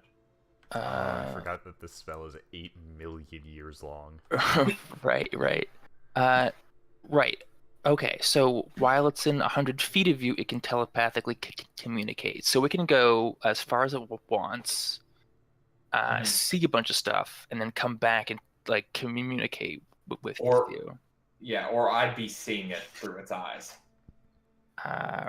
Right. Additionally, as an action, you can see through the familiar's eyes and hear what it hears until the start of your next turn, gaining the benefits of any special senses the familiar has. During this time, you are deaf and blind to your own senses. Just because it's all grouped in the same paragraph, it makes me think that you hearing through its eyes and stuff, or whatever, is only in the 100 feet. The reason why I would argue against that is it says while your familiar is within 100 feet of you, blah blah blah. Additionally, you can see through its eyes. Right. Yeah, because the Pact of the reason I'd actually agree with that is because the Pact of the Chain gives you the ability to speak to your familiar at any distance. Which yeah, that's cool. I just want to know how to sort of like narrate this next little section. So you can still see through its eyes. I guess you just can't communicate with it, or you can because you pacted the tome. You are. Yeah, I packed the tome. Yeah, I don't pack the chain. Right. So after 100 feet, how various podcasts I've listened to have ruled this. is out to 100 feet, you can like communicate with it and tell it what to do, and then after 100 feet, it kind of like does its own thing. Gotcha. But you can Or follows a previous order you gave it or something. That's right. why. But you're seeing it, but you're no longer like telling it what to do or where to go. You're just kind of along for the ride. Okay, this is good. This is good actually.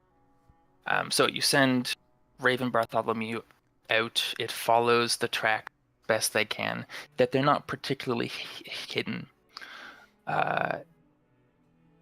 It eventually like crests the side of one of the mountains, and it sees this sort of scene before it. There is a winding mountain path that sort of like clings to the side of this like super precarious drop. And this path winds up to a mountain peak. It's not one of the tallest peaks in the area, but it is a peak. And on top of this peak, you can see there is a large cavern entrance. Bartholomew can see that there are several creatures gathered around the cavern entrance and also and these are manticores. It counts at least like 8 manticores that it can see, either like lounging in the cavern entrance, basking in the sun, or flying around the area. Bartholomew can also see from his high vantage point that crouched on that tiny mountain path clinging to the side of the cliff, there is a squirrel folk who is hiding behind an outcropped rock. She has like a bow strung over her back and a quiver full of arrows, and she is like peeking out and trying to observe the assembled manticores up on their nest. Can you have Bartholomew make a stealth check for me? Yes, I just closed the monster manual. Hold on. Okay.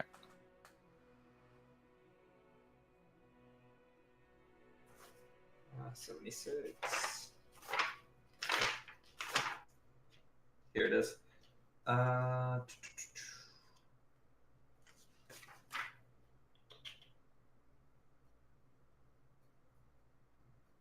right. Dex +3.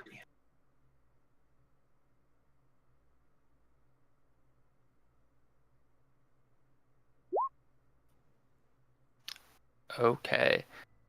Bartholomew is able to get in this, get out if you want without alerting the mantic presence. Yeah, I mean he's a raven, so I mean it's not that inconspicuous. I mean it's not that conspicuous anyways. But yeah, he'll kind of just take it all in, and then internal monologue just kind of be like, huh, and fly back.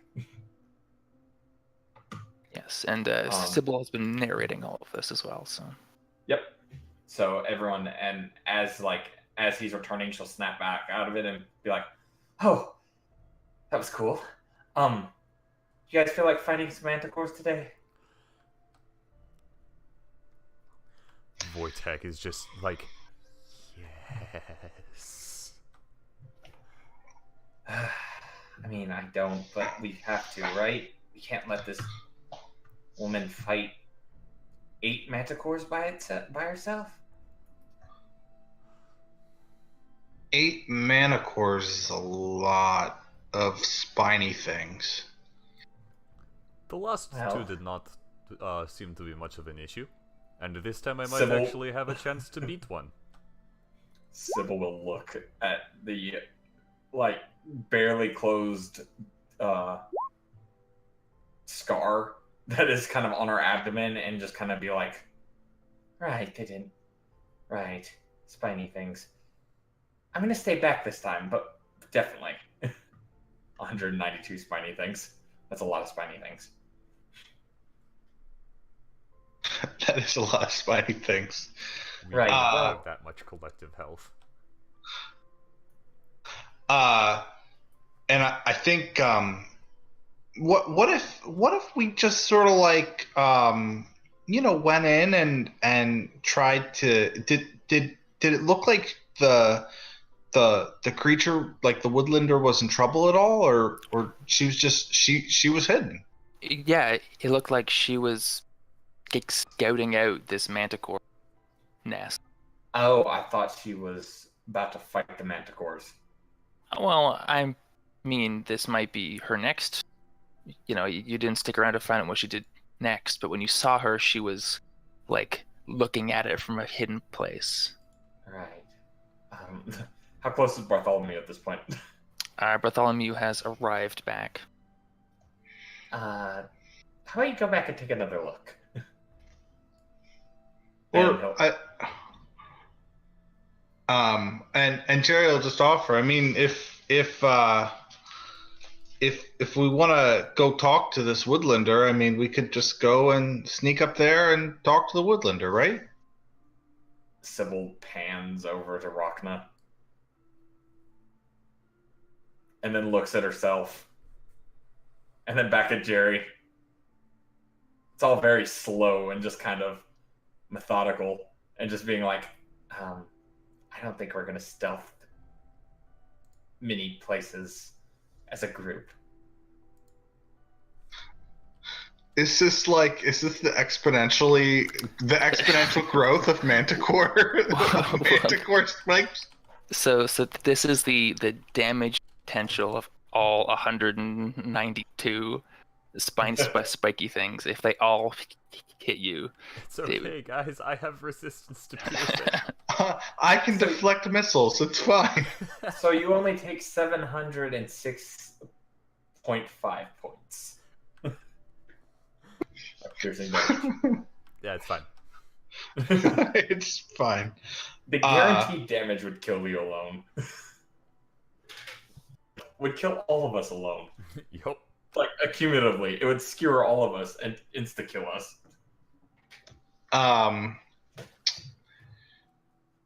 Jerry's like, he's not feeling confident in his abilities. He really wants to extract this woodlander and have it and get some more info about what the hell's going on. So he's like, which way was it? I'll try and sneak up and say hey. Hi, Lancer. Welcome to chat. Well, he'll show you the way, and she It's just okay. kind of At level reaches up and grabs Bartholomew. You know how when you 15, I get to grab a flick bird, missiles. you're supposed to let him walk onto your arm or your hand. She just bare hands and grabs him and puts him on his shoulder and just grabs him around the center and just very roughly just kind of puts him on his shoulder and just be like, he'll one peck is to the right, 2 pecks to the left. Now go. And she'll just push Jerry off. And Jerry will look at Wojtek and say, you got any ability to be stealthy? You want to come along? I've definitely snuck up on prey before.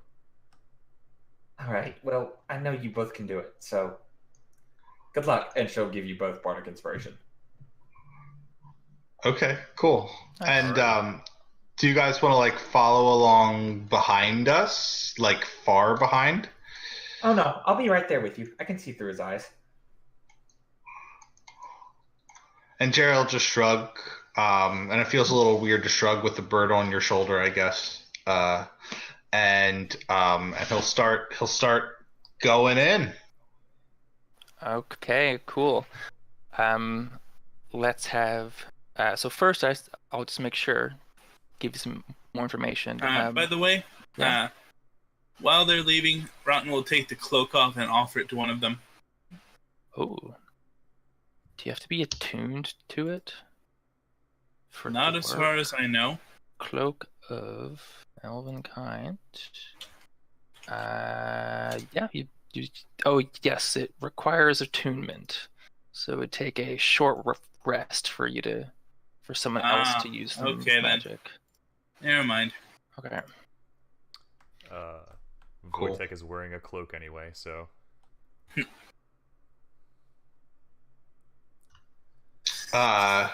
And yeah, so I guess we'll make a stealth. Yeah. Well, just before you do, Bartholomew can like Kate that it's about from your current position to the squirrel folks' position. So anybody who stays behind will be 500 feet away. Cool. And she'll look at Rockton and she'll be like, Sybil will look at Rockton and be like, right, I'm gonna go catatonic for a second, or ravatonic, or Routna nods. Yeah, no, you get it. Just you're easier to talk to. You don't test back, and she'll go ward on it. Okay, cool. Let's get some stealth then from Jerry and Wojtek.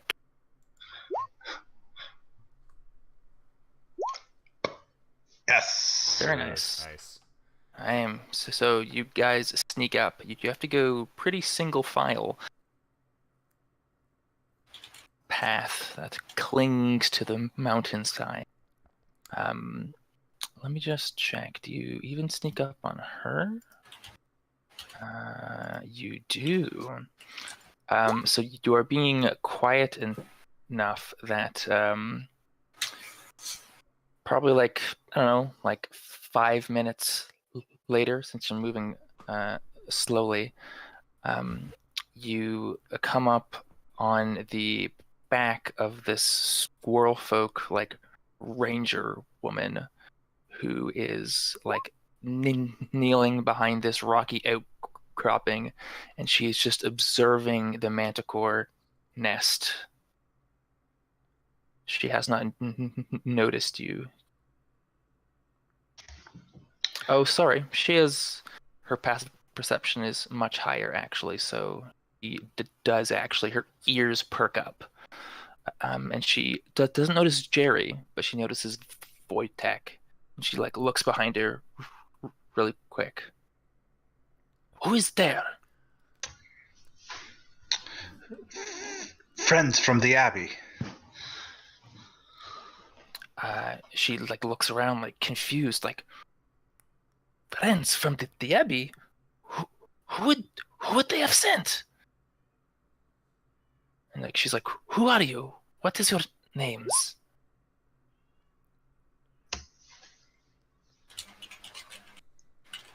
My name's Jerry. We're on our way to the Tintern Abbey. We were told to keep an eye out for you down at St. Raja. They mentioned that you were investigating some things. We wanted to talk, but probably not here.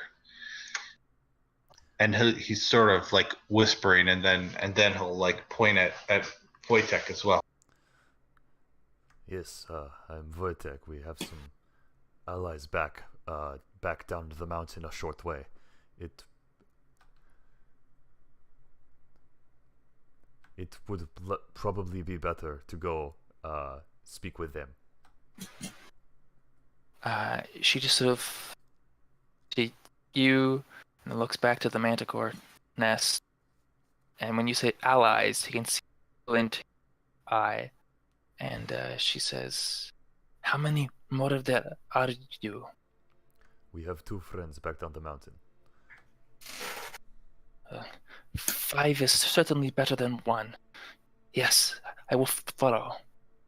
And you can see her gracefully like pick herself up and follow you back. You can see that her fur is sort of like a burnt orange color, and she has a couple scars on her. Not as many as you, Wojtek, but some respectable scars. I love her.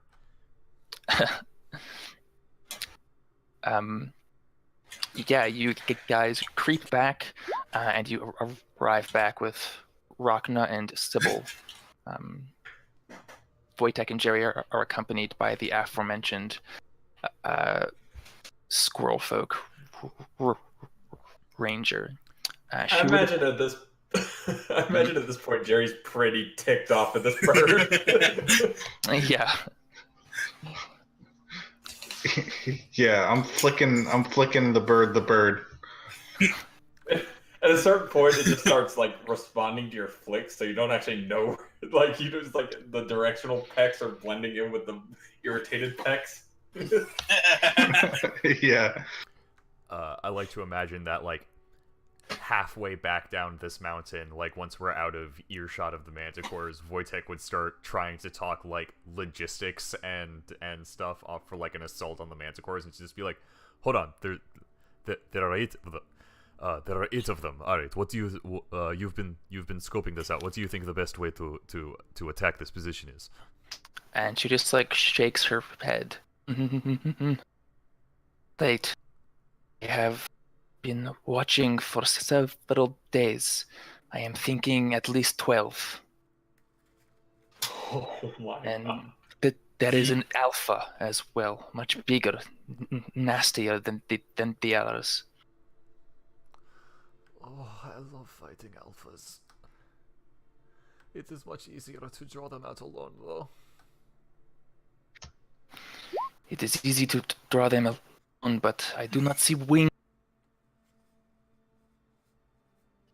Ooh, we lost you for a second. Am I back? You are back. She says, yes, maybe easy to draw out, but she gives you a look up and down, but I do not see wings on you.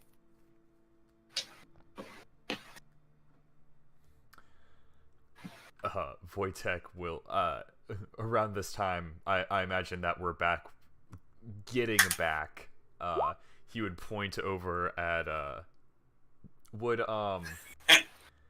in the last, day or two or so, would, Sybil have, started to, like, make the necklace of teeth, or, like, have the teeth out at all?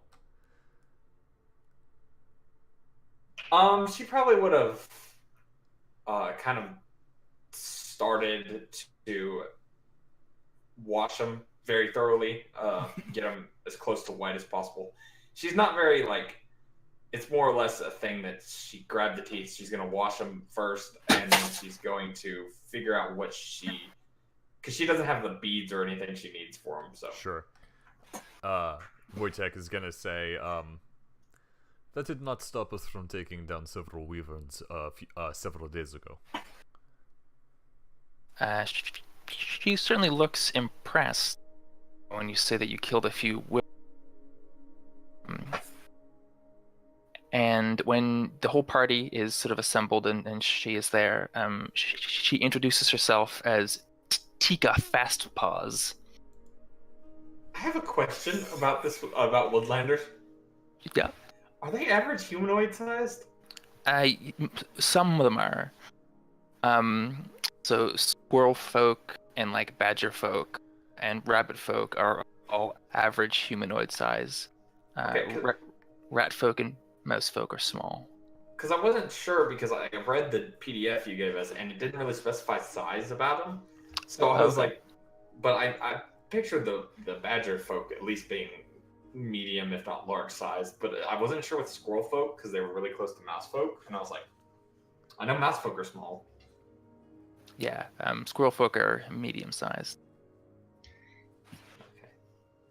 And Jerry would just try and ask Tika, what caused these? Do you have any idea why these manticores all of a sudden? I mean, I've been living in these mountains for the past couple years, and I've never seen activity like this. Maybe one here and there, but 12 with an alpha. She says, I know.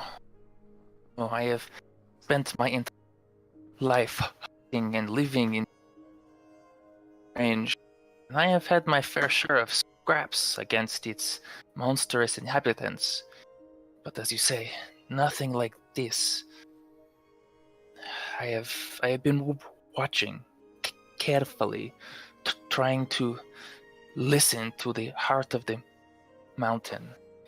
And there is something new, there is a disturbance in the balance of the mountain.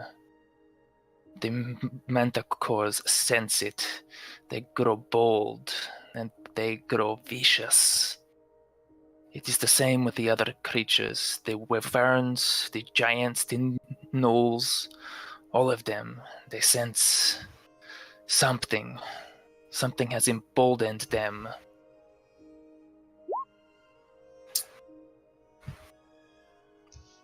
What? I mean, I heard word of trouble at Tintern Abbey from one of my friends. Do you know the way?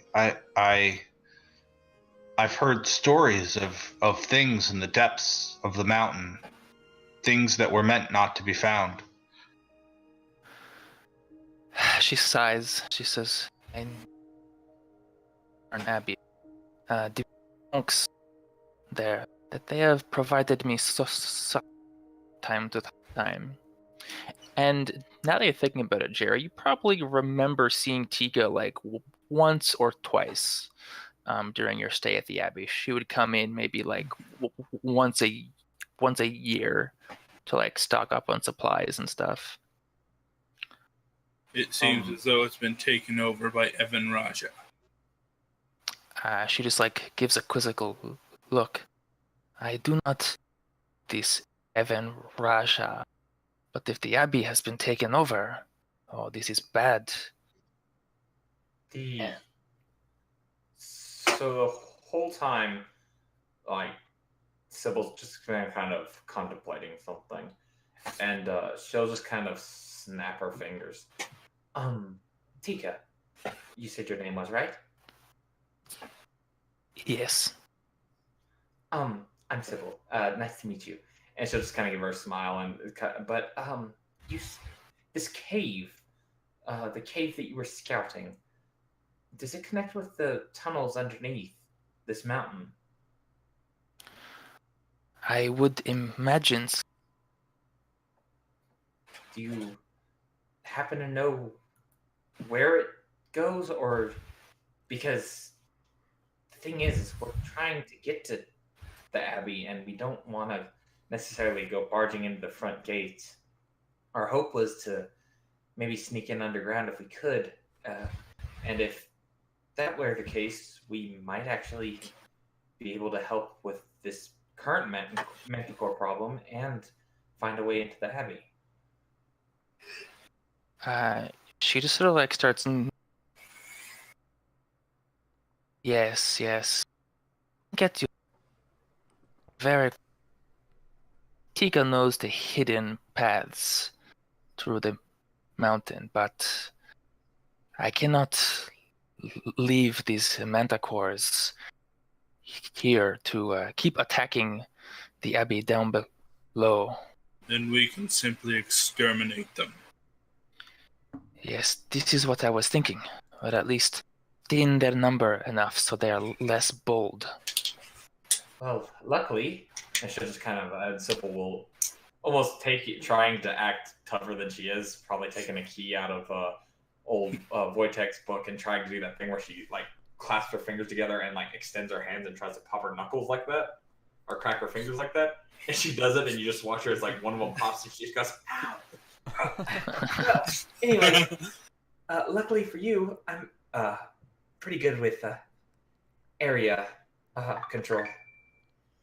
Right, no one nod. This is good. My arrow fly.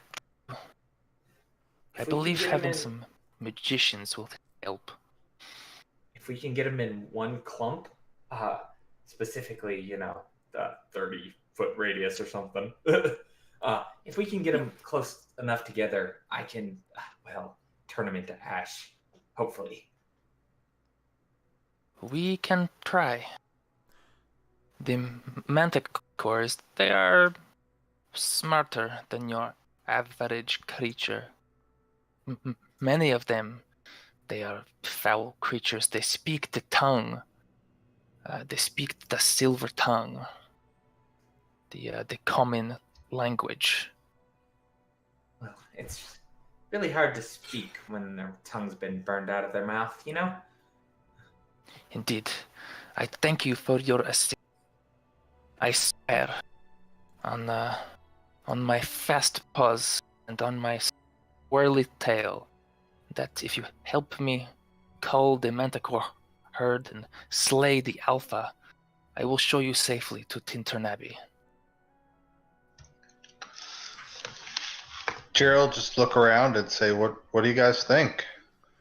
Wojtek is like, he's so excited that he can't speak. Like, he's almost bouncing just on the balls of his feet. Just like,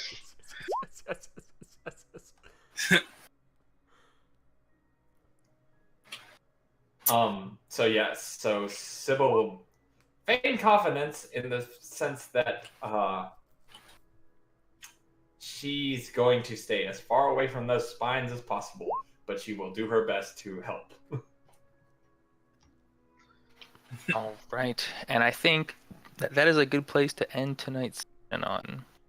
Okay. Ooh, so we have a thing to do. Nice. I don't know about you guys, but I could have went for a 4th combat session in one game. oh man. Not at 12:11 Eastern. No, I was making a joke. Right, yeah. And this one was be the big one too. So, Yeah. do we have a slight plan? Oh yeah, just I'm gonna open up with Fireball and then we'll wing it from there. That's my plan. Okay. I'm My going to plan be was- popping off a lot of dodges. Because Yeah, once you guys Well, we want to isolate the Alpha, right? well, if we go off of what how the Manticores dealt with hits before, they were pretty easily ran Yeah. through. Though, granted, you But, did lightning, and then yeah. I fireball them. Yeah. But Yeah. But I'm asking, we want to isolate the Alpha, right? Yeah, Wojtek 100% wants to show down the Alpha at a certain point. What if I use banishment on it and just send it away? it'll come back in a minute. That's what'll Yep. happen. I mean, So that we would should have be- plenty of time to take care of everything else. Oh, but the thing is also banishment's a concentration. So Yeah. if you get hit, and you'd have to make a Constitution saving throw every single time. Yep. So But I wouldn't even. I'd blow that higher level spell on something that'll do AOE damage, or will do a lot of damage to one thing. all Or right, save it for healing. Ice Storm it is then. And I still have the healing staff. Okay. So that's extra healing. And that's what I'm saying. I think we should knock out AOEs first, and then the two melee fighters rush in, and then we can Okay. do Yeah. damage from. And if we could actually try and like have our first attack be coordinated with the sneak. If I get advantage on like a dart attack, I could use some of that with burn poison. It's true. Yep. Okay. Cool. Sounds like we have a pretty good plan. Oh Yep. yeah, we want to kill some creepy spinal lion things. Oh, yeah, like Porculion. half the reason Wojtek is Porcupine. on this mountain in the first place is to punch a Manticore in the face, and he did not get an opportunity the first time, and he's so excited right now. Well, you turn the first two to charcoal. That's why. Yeah. Yeah, but Wojtek didn't get to punch one. Yep. They were in the sky. Wojtek got to punch a wyvern in the face, though. I don't know why he's not happy with that. He is very happy about that, but he gets a second shot at Manticores. And you got to kneecap a giant. That's true. It's true. So the giant survived. So how does he feel about that? We Well, could try and get the giants to attack them, I guess. So mean- yeah. there was definitely a lot of glory to be had in that giant fight, so Gotta take it back. He didn't die. You gotta It's take true. that in glory. Yeah. I also want to say before we go, happy 20th session anniversary. woo! Oh, just- nice. I started taking notes, but I realized like halfway through the taking notes. I was like, it's gonna be a lot of combat today, which is a good thing because I'm too tired to take any plot heavy notes right now. Yeah, the only note that I have is Wojtek kneecapped a giant into a canyon, and I have. You cut out there. Oh, I was gonna let Trig finish before. yeah, that was it. Oh, the only notes I have is Strakolich, and then I underlined it, and I was like, necromancy, probably, and that was it. I have no notes. We know. Just that we were 3.5 days away. That was at the very beginning of the session. I wrote that down. I just have a bunch of names randomly written down in my bio. No organization, just random names. Tika Fastpaws. That's an easy one to remember, at least. Yep, it's in there. Yep, and that was I had that one in there from a few like 2 sessions ago. So Session 18, Yeah. 17 or 18 was. With the unpronounceable name of the Whitefire Tyrant. Cindir Thaxalos. Easy. I saw that a second ago when I was flipping through trying to look for Tika's name, and I saw that I was like, "That's how that's spelled. That's right." It is word vomit, is what it is. That's it. Honestly, I don't even remember where half these names come from. Like Nils Capo.